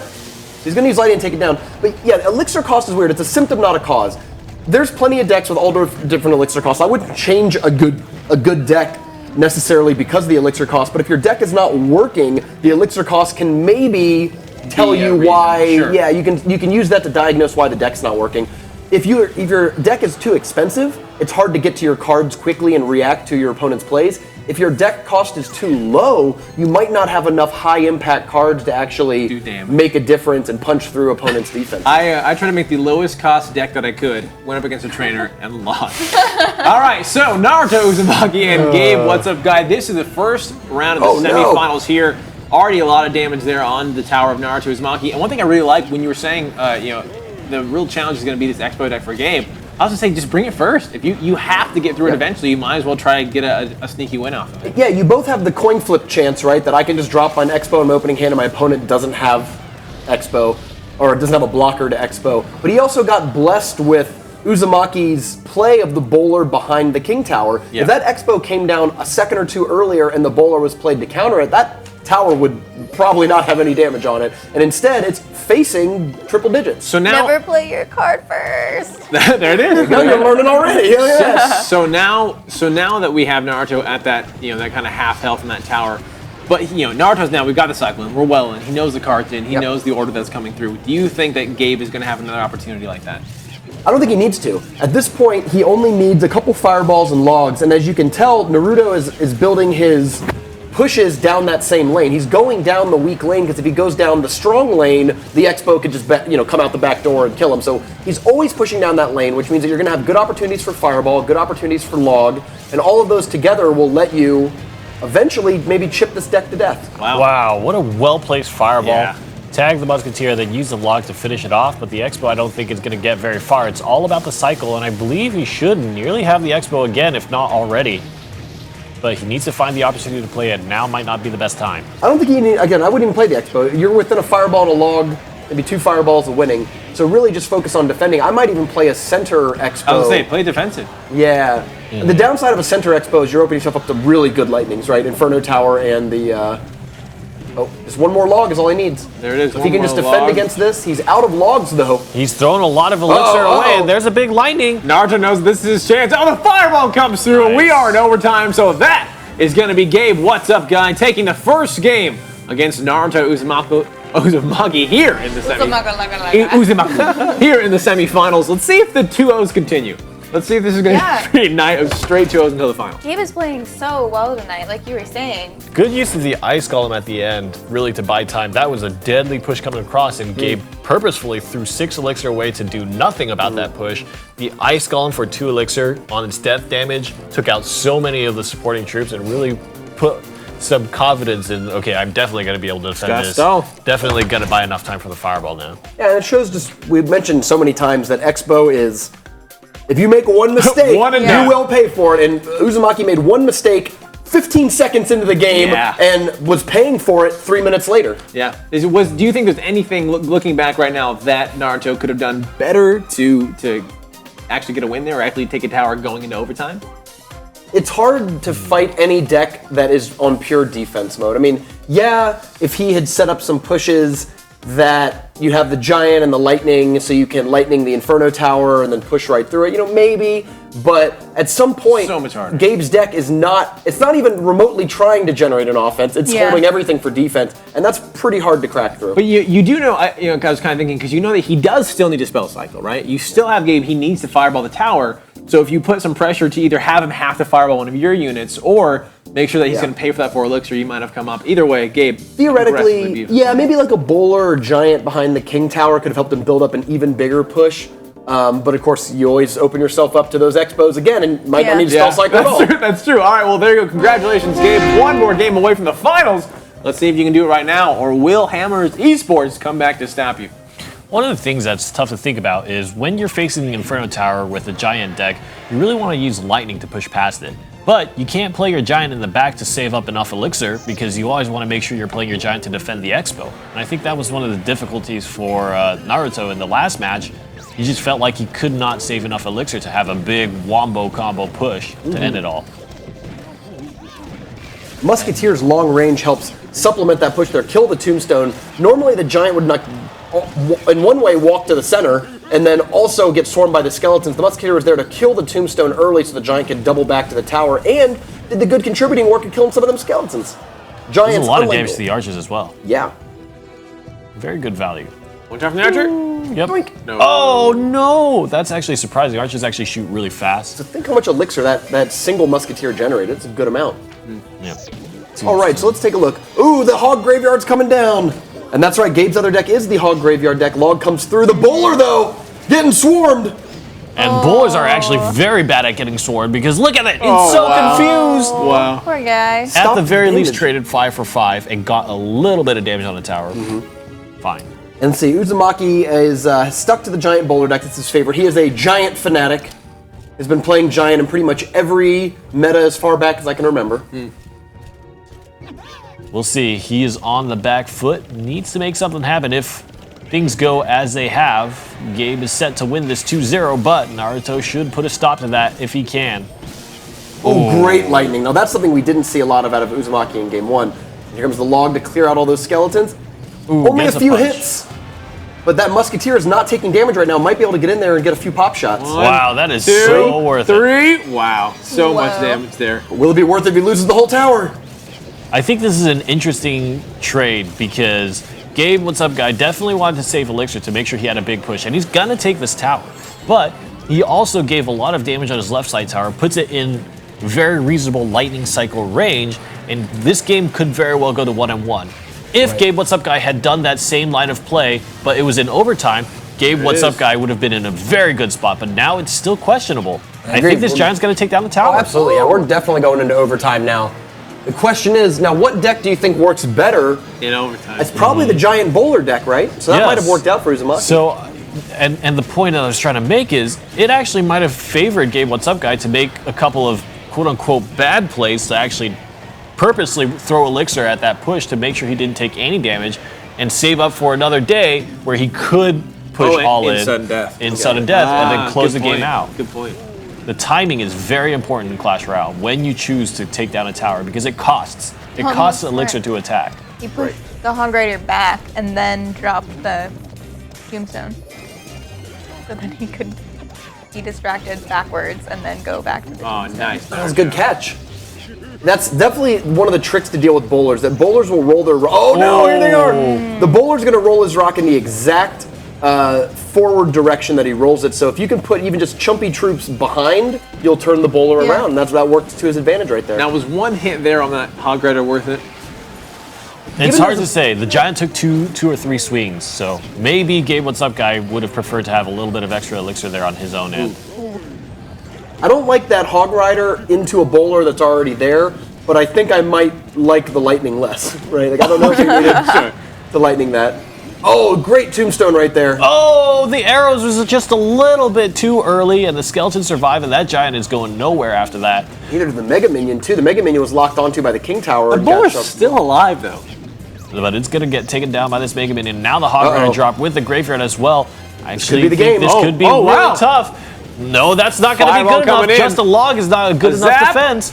This bowler... Mega Minion that won! Oh, there it is! And Gabe What's a Guy gonna continue the 2-0 streak of the night, knocking out Naruto Uzumaki, going on into the finals. Congratulations. It's interesting that players are playing bowler next to the tower to try to block bodies, but I would almost imagine that placing the bowler behind, you might take a few shots while the bowler's deploying, but then after that, you're in the clear, right? There's only one direction of attack, and he's going to get all the skeletons. I wonder...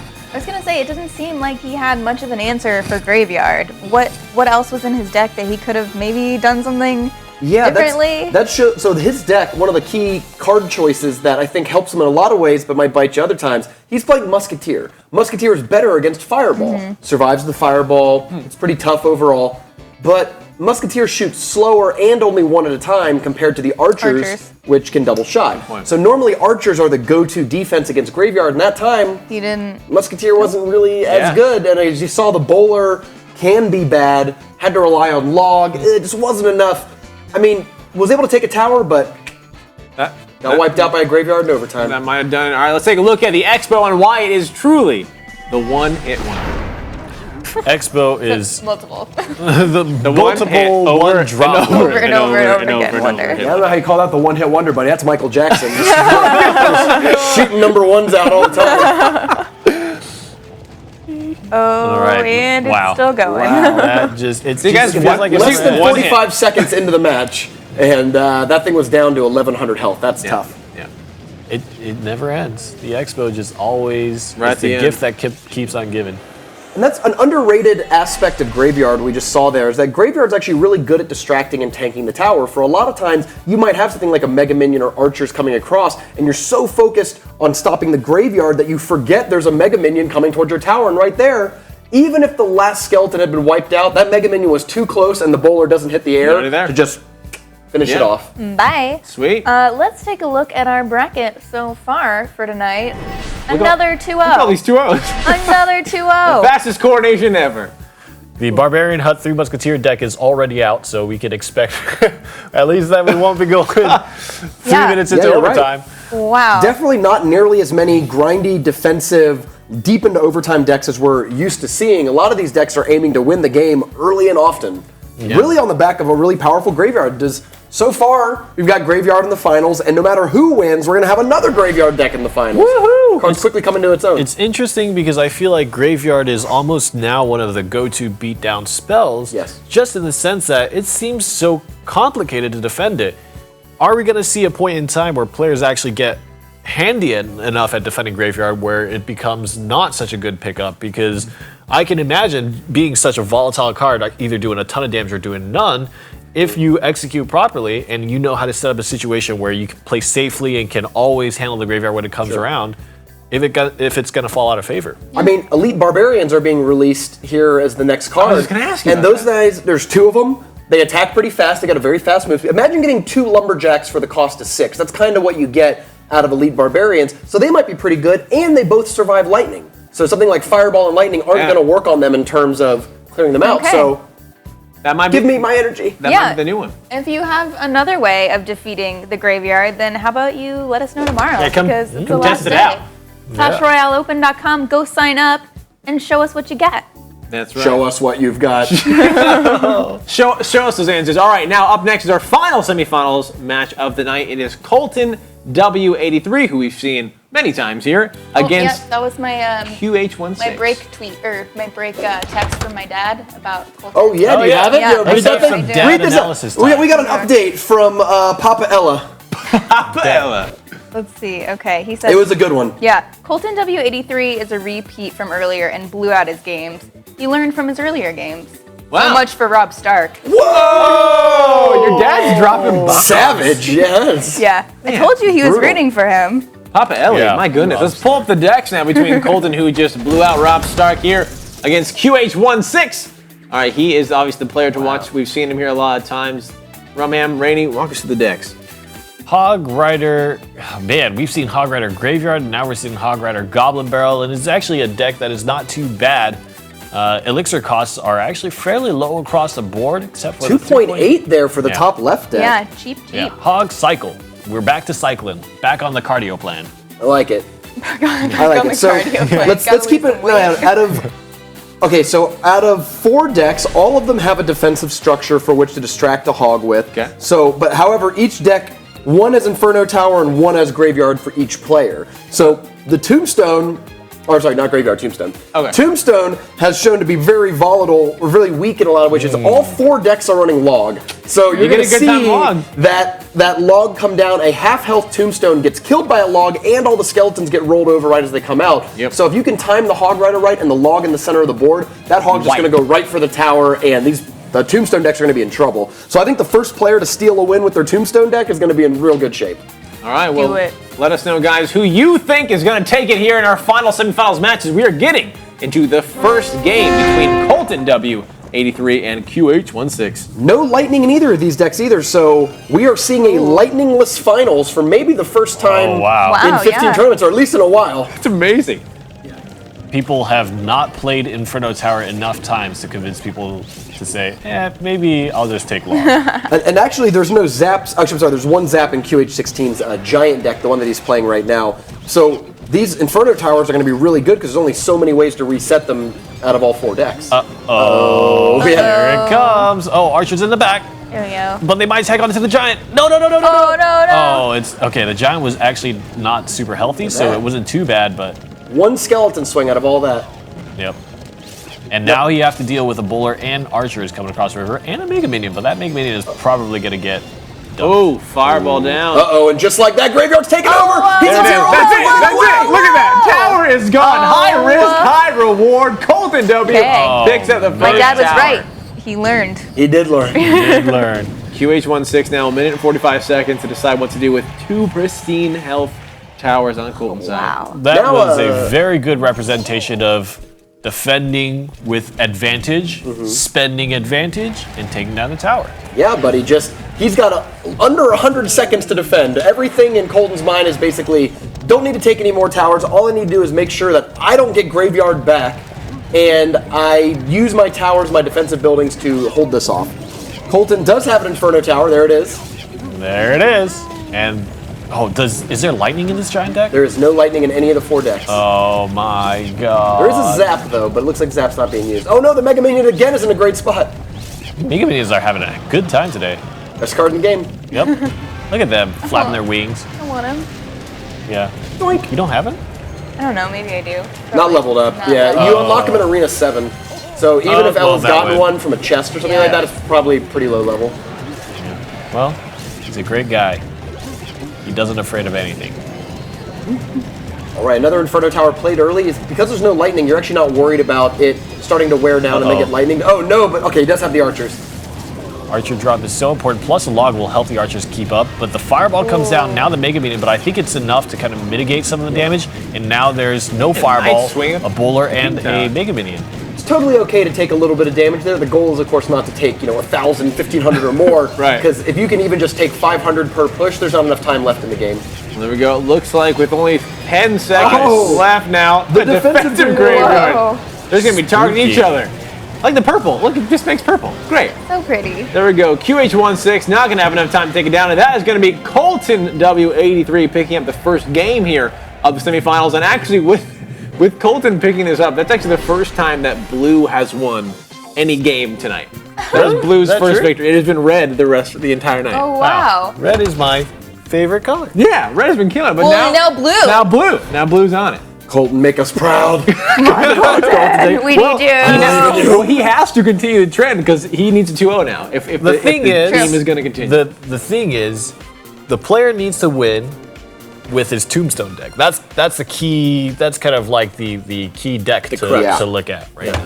So he's got to switch. He's got the really fast Hog Cycle deck, the 2.8 Elixir, very fast Hog Cycle deck. Now let's see, if he goes up again against that giant Graveyard deck, could favor QH16 breaking the streak here because we've seen how great these Graveyard decks have been doing tonight. Yeah. And it's possible that with only archers that get fireballed and a log, might be good. Well, he also couldn't pull it off in the last one where he did have Graveyard still. Good point. So he's going up against another Graveyard deck. That's also true. Someone's got to win. One advantage for Colton is that with such a low elixir cost deck, even if you do something like play archers for some other reason, it's pretty easy to get back to your archers because, you just go, log, Ice Spirit, Ice Golem, now I have Tombstone, whatever. Yeah, you're not completely screwed if you make a little tiny mistake. Rainey, I picked Colton, so I'm going for the 2-0. That's right. And Rainey, just to get into this next game, again, Colton wins this. He moves on to the finals. Explain to people who are kind of new to this how cycling your cards works. So just playing 4. Well, the cards are actually not random in the sense that once you play them, they get put into a queue. And the queue is exactly 4 cards long since you have 4 cards in hand. And so after you play, say like this Hog Rider is played, when Colton plays 4 other cards, he will have the Hog Rider back into his hand to play again. And that's the cycle, the 4-card cycle. All right. When we say cycling for a card, we usually mean that he's playing the lowest cost, fastest cards that he can in the deck to get back to the key card. So we say cycling Fireball, you're really saying playing just any other card in your deck as cheap as possible to get back to the Fireball over and over again. That was a very rough push for Colton. He did not employ his graveyard just yet, but I would imagine that situation would not have looked much better. The graveyard is part of the picture. Yeah. Here comes Archer's Hog Rider, a combo that we don't see all too often. Uses a Fireball on the Archers. I think it's an oops there, meant to hit the Hog Rider. Wow, 3 swings, and just like that, Colton takes that HP lead. He's going to get him. Just missing one. But he really wanted the tower as well, and I think I would go with that choice too. Colton went for that long before he had 10 Elixir. I think obviously, if you take out both Archers, it's pretty good. But given that the left tower has a lot of health on it, it was worth it just to, you can split the damage up a little bit. That's okay. Yeah. 9 spectators in this game here. The players cannot wait to see throwing confetti. This is a great counter. So the reason why you're seeing Tombstone so much, if you're watching going like, why is Tombstone such a popular card in these tournaments? Tombstone is one of the premier anti-tank cards in the game right now. You play it just like that, and the skeletons build up and do a significant amount of damage. And even if you zap or log some of the skeletons, there's always more to come out, including when the Tombstone itself dies. Look at all those little ones that came back to help. And that was like a 3 for 5 in a lot of ways. I mean, he played the 5-cost Giant and didn't even make it to the Tombstone before the skeletons and supporting troops took it down. I see that log comes out. On swing. Gotta go early. Oh, Fireballs. Yes, to eliminate the Archers off the field. Hog Rider's taking 2 towers worth of damage because the 3/4 drop was used on a Tombstone. And ended up defending that push quite well. Only took a Fireball. Lost Archers for it. Wow, look at that cycle. Already the Hog Rider again with the Ice Spirit. And this Tombstone is kind of a desperation drop too. We'll see if Colton has the Elixir enough to defend this. Maybe a Fireball coming down the way. No, but because of that Hog Rider, QH16 does not quite have the Elixir to Fireball those Archers out, and now he has to deal with another Hog Rider. I expect another Tombstone to show up, and it's blown out of the sky. One swing! Oh! Didn't quite get it. We talked just the quickness that Colton can get back to those cards. Such cheap Elixir costs. The thing is, in that time, Colton has hit QH16's left side tower with 2 Fireballs. Yeah. And we have a graveyard, though. He's going for it. The Archers are already played there. This might be an up and down time. It's going really fast. It's overtime, and that is going to be Colton W83. Continuing the streak. A well-played coming out from QH16. 2 O's all night, and that is it. We have our 2 finalists now. Congratulations, Colton. Can't happen in the finals. Cannot. True. Best of 5. We might have a 3-0 though. So Colton here he's on the brink. On the brink of victory. He got so close, here. losing to Top Notch in Coronation Day, I believe 13, and just getting so close to being victorious. Close. And he's got another shot at it. On the other hand, he's got to go up against Gabe What's Up Guy. Yeah. New players. We have the old versus the new. Too. Yeah. Last time the new one. All right, we have our first replay. Let's go ahead and take a look at that for our semifinals match. Graveyard. I feel like we've seen so many graveyard replays. It has by far, in a way, become one of the greatest spells that Clash Utter has to destruction. offer. Yeah, look at this. What? Wow. That Bye, is tower. disgusting. Oh, and look at these. Look how ineffective these Giants have actually. This is the race at the very end here. He played Archers there, and that's why the graveyard came down to go for it. And just the mixture of Fireball, Archers to support, the Ice Golem tanking was enough to finish it off. And that's a good example, as Rainey's mentioned before, about going all in. Like, especially when you're in overtime, you don't have to worry about a future. Right? You just throw everything at it, because if you take that tower, boom, game's over. All right. Well, let's go into our final now bracket update of the night as we have our 2 finalists, Gabe What's Up Guy versus, as you just saw, Colton W83. So now it comes down to a 50-50% chance to be right. Yeah, Randy? you called it. He was there. He just has to win now. Colton's playing pretty well. Old man Rainey. You gotta have the your grandfather came in and gave us some wisdom there. I will have you know that Colton plays a pretty You whippersnappers don't know. We've been kind of dumping on the Expo a little bit about how sometimes it has bad matchups, but now that it's made here to the finals, neither of Colton's deck look unbelievably strong against the Expo. I think the Expo might be able to carry Gabe to 1 or 2 victories here in the finals, and the question will just be, can he close it out with the Hog Graveyard deck? We've seen Colton defend Graveyard exceptionally well in almost every round that he's played tonight. Right. So We'll see. It's definitely going to be a really skillful matchup. Yeah. Okay, these are going to be crazy matchups right here. So you should probably share while you're ahead before the games start because you're not going to want to leave when the games start. You'll be paralyzed. So share now on Facebook, like us, do all the things. Yeah. Subscribe on YouTube. You do it right now because you won't have time in a second because you're going to be really busy because it's going to be so intense. Real great, intense fireball matches coming up next. You won't be able to click share because you're going to nail biter. Yeah. Edge of your seat is going to be great. All right, so our next match, let's take a look at the two decks between these guys. It is going to be Gabe, What's Up Guy, and Colton W83. You said Expo has a pretty good matchup here. How does Hog Rider do against Expo?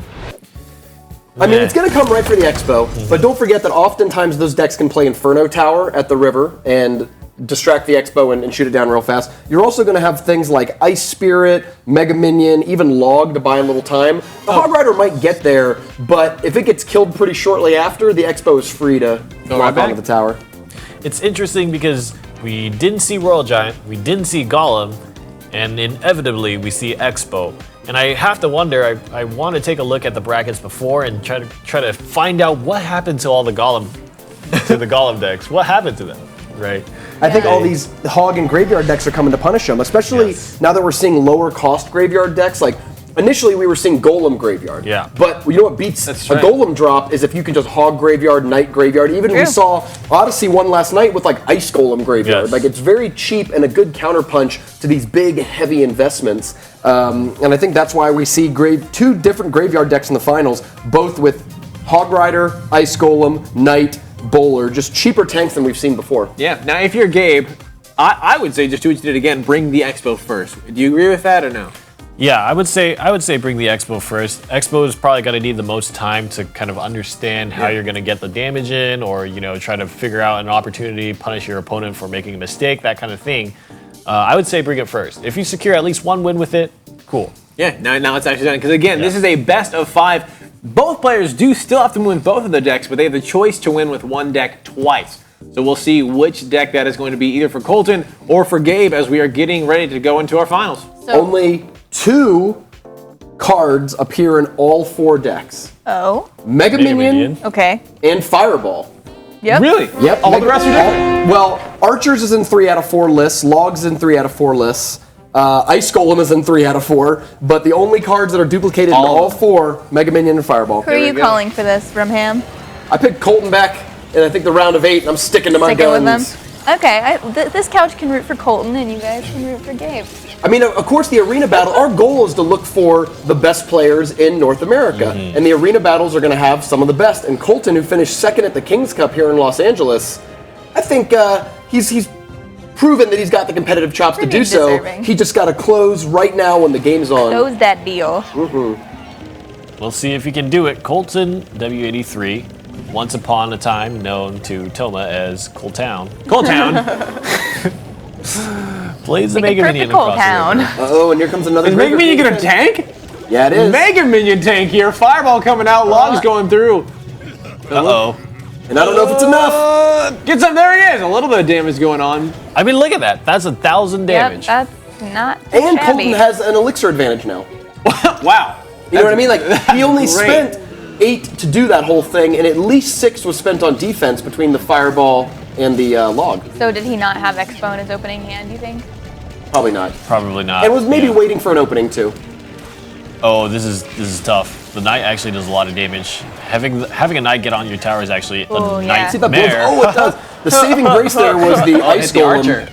The Ice Golem hitting the Archer and clearing that up, because if that Knight had continued to tank the tower, the Archer would have locked on and done a bunch of damage. They do like 100 each to a Yeah, tower, right? no, I had a Knight take down one tower and then take down the whole King Tower by himself earlier in a match. With like backup troops and stuff like that? No, just by himself. Was he like a level max Knight? I don't know. I don't know how. I guess the other person just stopped playing. Maybe I don't know what happened. Yeah, but some other tank on the board. He just took it down. That's wild. Oh no! Here comes the Expo. Can the Bowler make it? The Bowler does make it down. Now keep in mind this: Colton isn't playing a giant Bowler deck like we've seen before. He just has the Bowler, which is the only solution for it.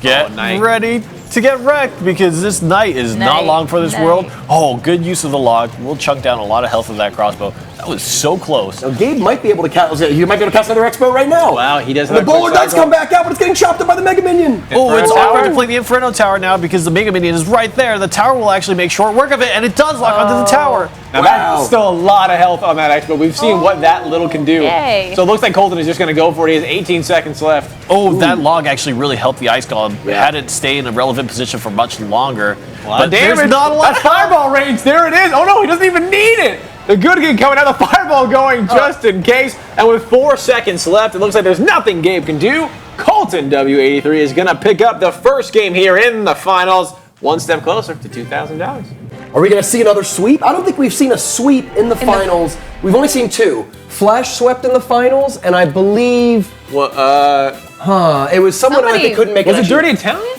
Maybe, but we only had 2 3-0 sweeps so far. Very rare. And Colton, in a night of sweeps, I hope we don't. I want to see Gabe kind of come back here. So he's got Expo. How can he? How can he come back? Well, I still think you might want to stick with the Expo deck. He wasn't that far off from beating that. We did see the Expo lock on and do a good amount of damage. Yeah. Right. You just got to make that happen again. More than once, yeah. And the other thing, too, is I like how one thing that Gabe, I think, it does have going for him, because the big thing to do against Expos, put a big body. So then you have an Inferno Tower, take down the big bodies, and I don't think, and that last one, correct me if I'm wrong, that Colton has any way of resetting the Inferno Tower.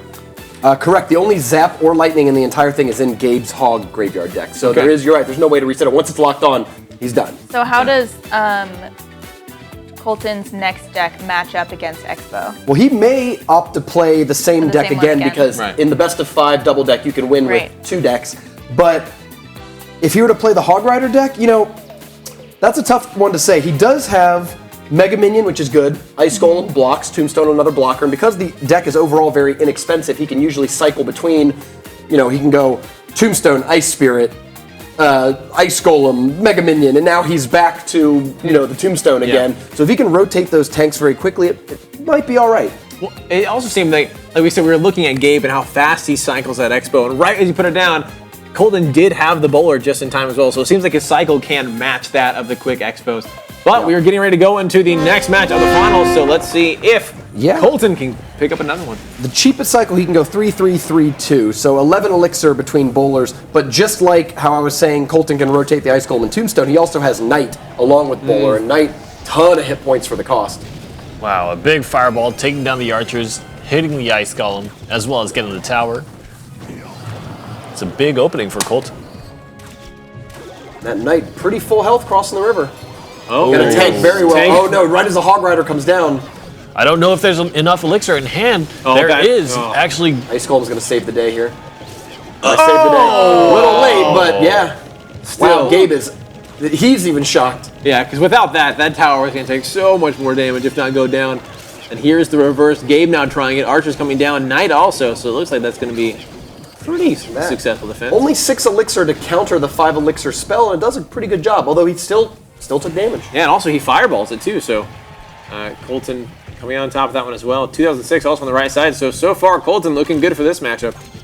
Yeah, that's a big graveyard opening, and I think really it comes down to Ice Golem being a pretty okay choice to mitigate some damage on your tower, but just there's too much that sneaks by, I think. It's almost not the greatest 2 elixir drop, right? By the time the Ice Golem actually dies, it's too late. The damage is already done. Let's see, now they're back to a reset state. Gabe, what's up, guy? I mean, all 4 towers are pretty damaged, but Gabe's left tower is significantly more damage than the rest on the field. That's where I think the focal point of the action is going to be for the rest of this match, is can he defend one of those graveyards? And if he can defend it with good elixir efficiency and not take too much damage, then that counterattack could be deadly. Yes. Ooh, big fireball. Counter fireball gives the Mega Minion a little bit of extra time to survive and actually trades out. That fireball was actually key in pushing the Mega Minion back. Archer's good defense. A little bit of a desperate graveyard there because with the tower being able to, it's not getting tanked by anything, and the archers showing up. They can't get fireballed. Yeah. This could be a big opportunity for Gabe. What's up? He could be dropping the graveyard here, and he does. Inferno Tower onto the Hog Rider, but that's almost entirely irrelevant because we're really looking at the graveyard. Fireball comes out. The archers. Wrong side though. Yeah, I mean not wrong side, but like it didn't hit the archers in the very back, and now they're going to survive for the counter push. However, a zap could probably take him out.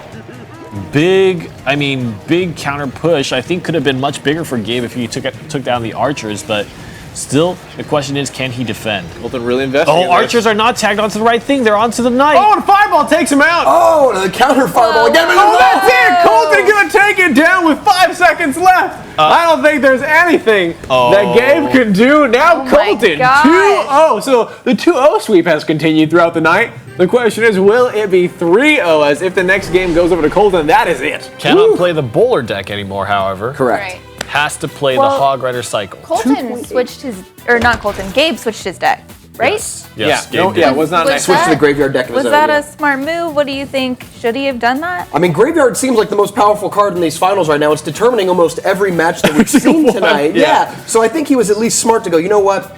I like Expo, but this guy knows I've got Expo. Let me go for my most powerful deck and try to turn it around. I mean, you can win 2 games with either deck, so if he could win 2 games with the Hog Graveyard deck, he'll go to a critical game 5, even though he's got to play Expo then. Push it as far as you can, right? Every win counts. See if you can get enough, maybe potentially put your opponent on tilt, or we know the nerves, we talked about that again. Colton, though, has been here multiple times, so I'm assuming those nerves are gone. My question now is for you, Rainey, on the side of Gabe, so you know exactly now what Colton has to play. You know it's going to be a Hog Rider cycle. What do you bring? Which one, if you're in Gabe's position, which one are you're looking at, you're like, which one do you choose? I would say play the one that you know you have more defensive options against the Hog Rider, right? Whichever you know, don't think about winning, think about not taking damage. Shut down Don't the think about Hog winning, Rider. think about not losing. Yeah. Oh, Shut not down- losing, you say? Shut Take down the notes. Hog Rider. Slow down, I'm taking notes over here. Shut down the Hog Rider first, and then figure out how you can slowly chip the game away. Slow down the pace of the game because you're losing these trades. You're losing Hog Riders coming at your tower, or rather graveyards coming at your tower. You're losing against bowlers coming down your lane. You're losing out elixir efficient trades. I would say just focus on defending well first, and then set the game pace so that you can reset and figure out, okay, I know I can handle this line of play. Now let's try to push some damage onto the tower, and I think that's going to be really important. Whether that be the Expo deck or the Hog Rider deck. Knowing that he's playing this really fast Hog Rider deck, I almost wonder if you'd want to switch to Expo, because at least you have Inferno Tower to hold off the Expos with. If he goes and plays his Hog Graveyard deck, you're kind of in a Hog Rider mirror match where both of you, like, your opponent is a Hog deck with Log, you are a Hog deck with Zap. I don't think you're really favored in that matchup, even with Graveyard. All right, well, here we go. Now, Gabe, what's up, guy? If he does not win this, if he loses this one, Colton W will take a 3-0 sweep here in the finals. Something we've only seen a couple times. And yes, Gabe, you can blame Rainey when this is all said and done. I'm sorry. I'd like to point out I've picked the last couple winners. yeah, you have, bro, man. Yes, from him has. Hey, it's not A over. turnaround from early in the season where I could not pick a winner to save my life. But now here's the thing. Yes, we've seen a lot of 3-0, or a few 3-0 sweeps. Oh, what a fireball. But we've seen more comebacks from people who have gone up 2-0 but then couldn't finish out the final deck. That's true. We've seen more reverse sweeps than we actually have real sweeps. So here we go. Gabe, what's up, guys? Still not out of it. All right, Colton W83, what have you got? I think what Colton's going to try to set up for is a good log of. Oh, here we go, Hog Graveyard.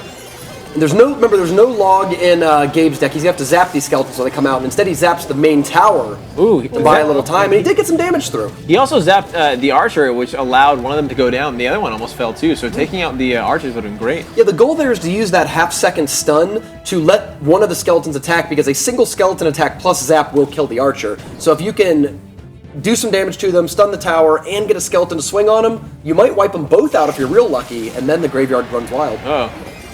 Log. There's the tombstone. Let it sit back and see what happens. Oh. That was only 4 elixir that he spent, and his opponent spent 6. So if you think about it, that's a good way to bait out a lot of elixir to your opponent to see what they're going to do, counter That makes later. sense. Yeah.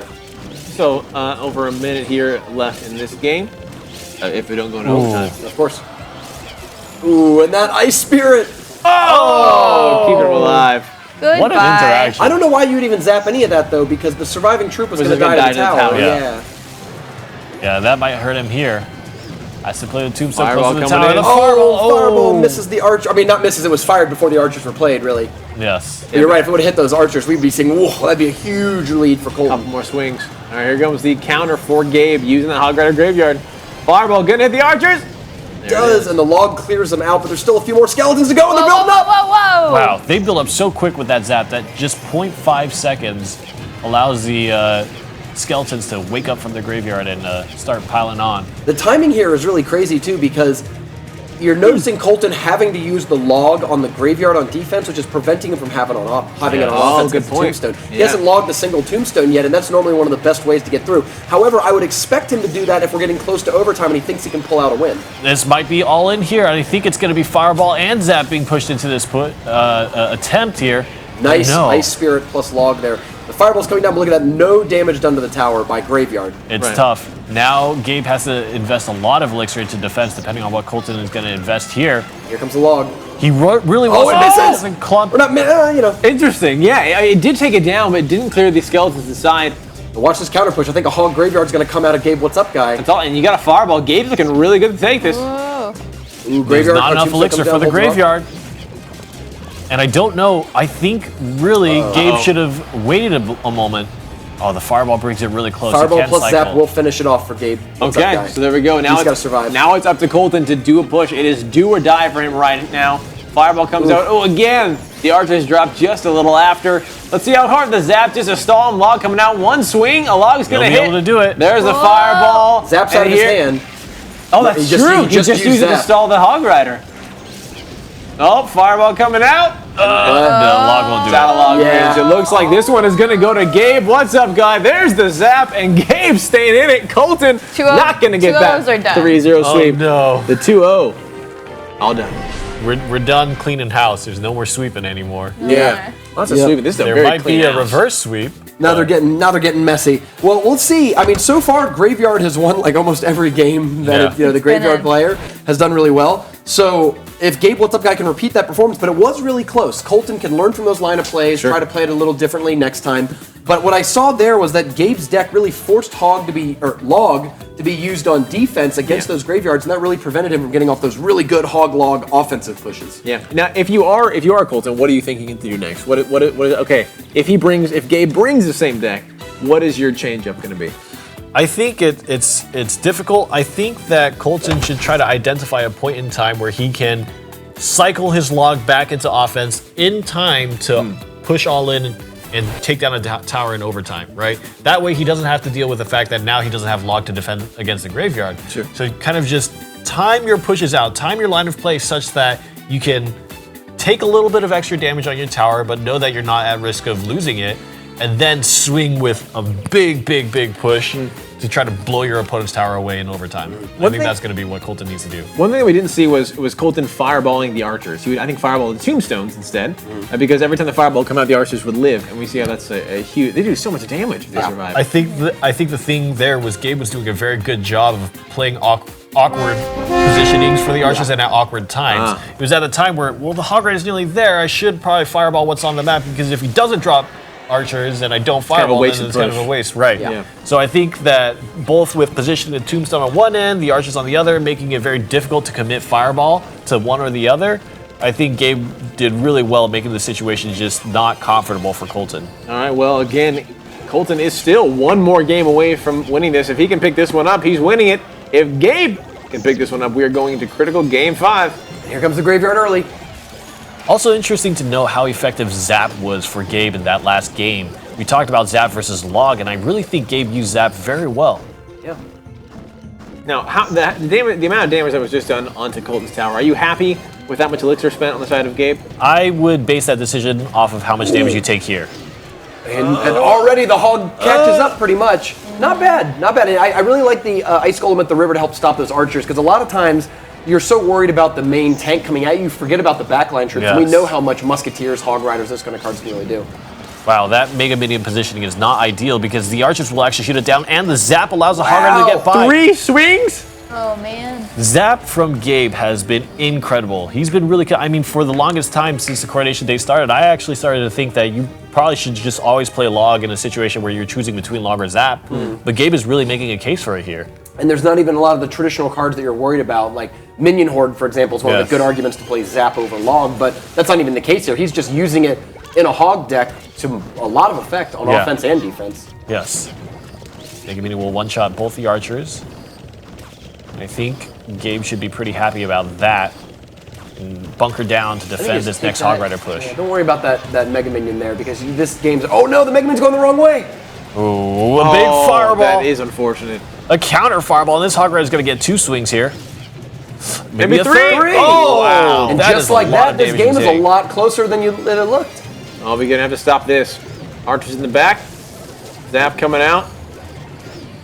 Wow. And between the Tombstone, only 1 skeleton attack on the tower, and the Archers live. This is what we're talking about. Organize your line of play so that you can have a big kind of all-in push right when the game just gets into overtime. That's going to be a very effective strategy for both players here. Hog Rider gets a direct passage into Gabe's tower. But actually, this might favor Gabe because there's only 20 seconds left. Is that enough to set up another Hog Rider push? The cycle should be fast enough for Colton. What a good zap! There's 1 swing. Fireball goes through just now stalling. The Archer! The Ice Golem is taking! Wow, he has to go through. The fireball's going to go through. The good game coming out from Colton, and that is going to be Gabe tying it up. We are going into a critical Game 5 here in the finals, and we would have it no other way. Timing matters. Timing matters so much. Yeah. Like piano teacher said. If Colton rhythm, you gotta have rhythm.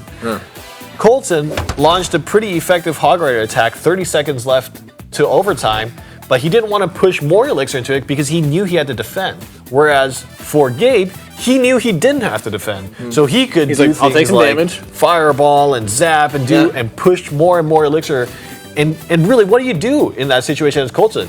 You want to attack that tower that's in the same lane. Any elixir you drop, it's still going to be held up by the push that's happening right now. Yeah. And so he can't actually go around it. Awkward situation. Timing is so important. Absolutely. But now here we are. Gabe has to go back to the Expo deck that failed him in Game 1, and he's got to somehow beat this deck, not only with Expo, but with his opponent knowing it is Expo. Yeah. So right off the bat, I don't expect Colton to make too many errors, but at the same time, Gabe can make sure that he's always got a Mega Minion, Ice Spirit, Inferno Tower around to prevent that Hog from really getting to the tower. The Inferno Tower is going to be way stronger than the Tombstone, and we already saw how well the Tombstone was keeping the Hog Rider off the tower.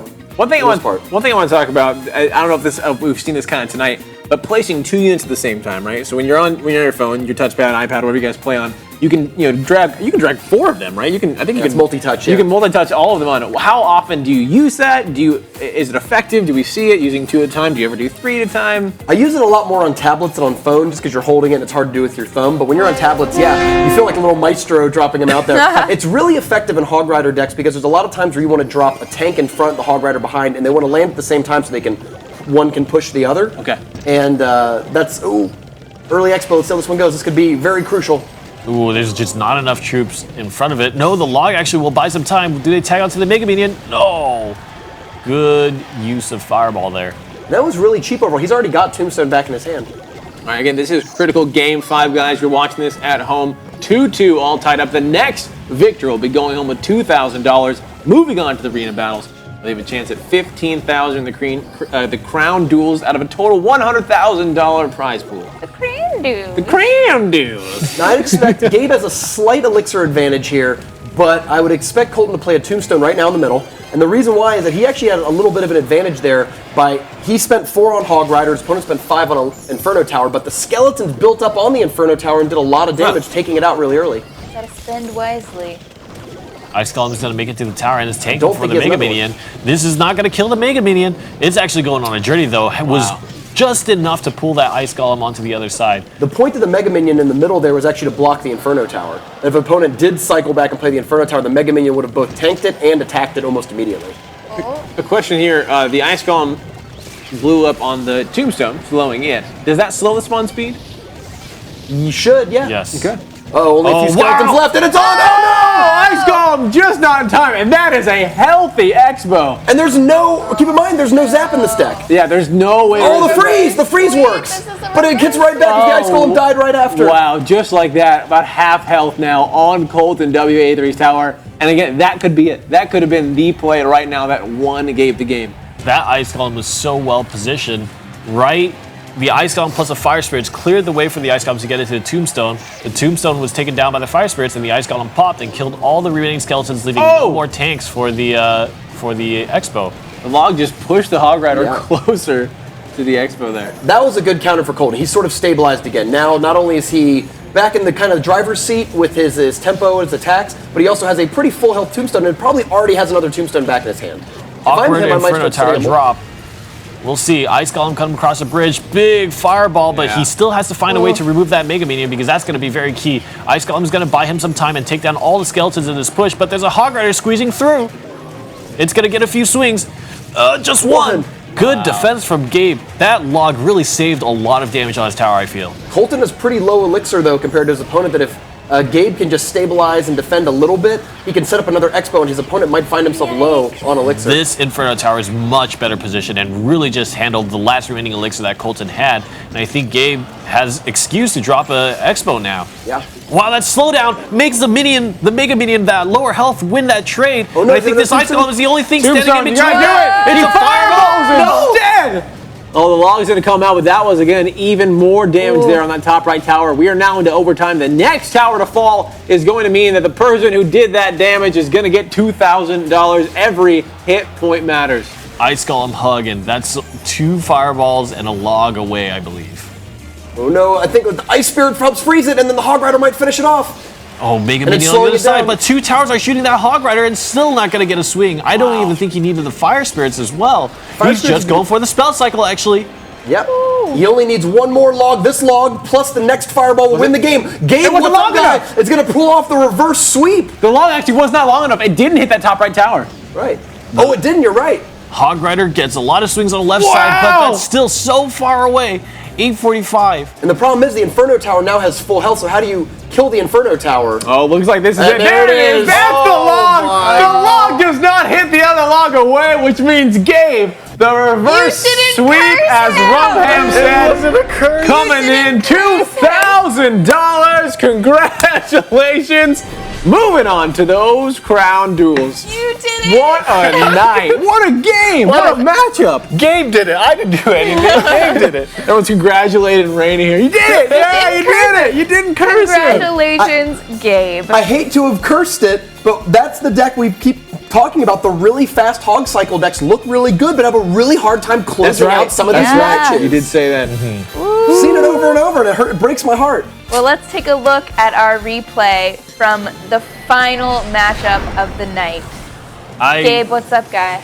So much back and forth, and I think that Hog Rider deck really came into its own. I think to start out, Gabe, what's up, guy, had trouble connecting his graveyards really well, but after Colton won 2 games and was just on the precipice of taking the finals, all of a sudden Gabe What's Up Guy stepped up his line of play, and I think the graveyards were very dangerous despite the fact that Colton was playing things like archers and Mega Minions and whatnot to try to stop it.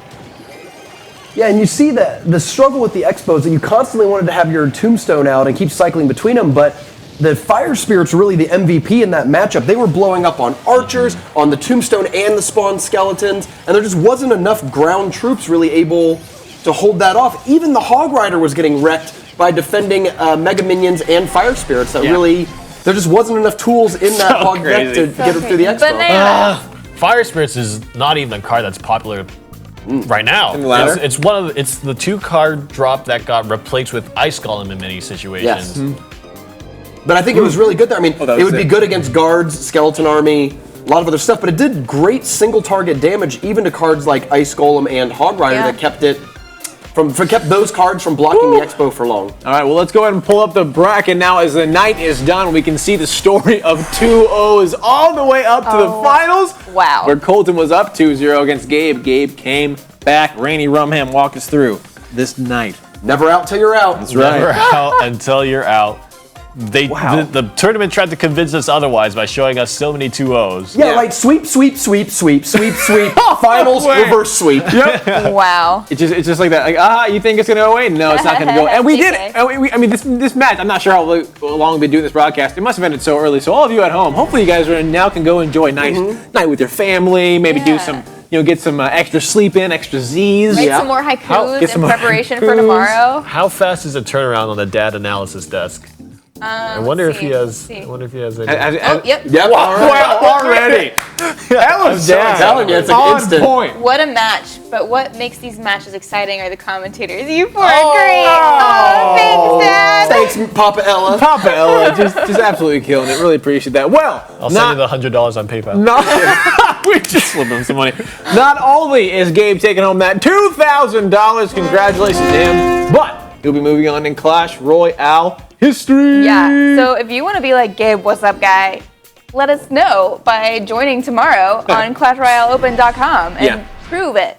You can do it, right? You're one left. One left. Tomorrow's it. Tomorrow's left. the final. Crazy. If it's all That's 8 so crazy. returning people we've seen before, That would break my heart, that right? would Like be- 7 sad folks. How do you root for one of them? How do you Yeah. root for any single one of them? Just a reminder for our broadcast, like we've all been saying, tomorrow night is the final broadcast of the Supercell presented Clash Royale North American Open, 8 o'clock p.m. Pacific Standard Time. Late show. A little bit later. So late. that's when we have dinner early with their family and then come check it out. Yeah. I'm so excited. It's been a journey. Yeah. It's been 15 crazy. coronation days down. Just one more time that we're going to tease Christian about it. You know, actually, that brings up a story. I tried to do passing off words, do haikus with Christian, and he literally said the fattest words possible. He's like, You're all right. a haiku ruiner. He goes, let's try it, right? Back and forth. Okay, cool. So he's like, go. I was like, all right. Abominable. Shoot. And then we're like, oh, it's done. All right, it's all good. Well, all right, guys, that is all that we have time for here. Actually, it's over, so the time is now done. They dictate when we are done. That is it for everyone here at the NGE Studios, officially presented by Supercell. This has been the Clash Royale North American Opens. That is Rum, Ham, and Rainey. I'm Ella. I'm going to play tomorrow. You didn't mess up our names. Have a most ridiculous night, That's right. you guys. You know what? I'm going to do this. I'm actually going to do this. Oh, what? Hey, Gary, let's go. Let's get out of here. Let's get out of here. Bye. I've got some things to do. See you guys tomorrow. I'm literally gonna go play in the duels. All right, bye, Christian. Gotta go practice. Oh my. What? Where did you even get that? Rubbing his new car in her face.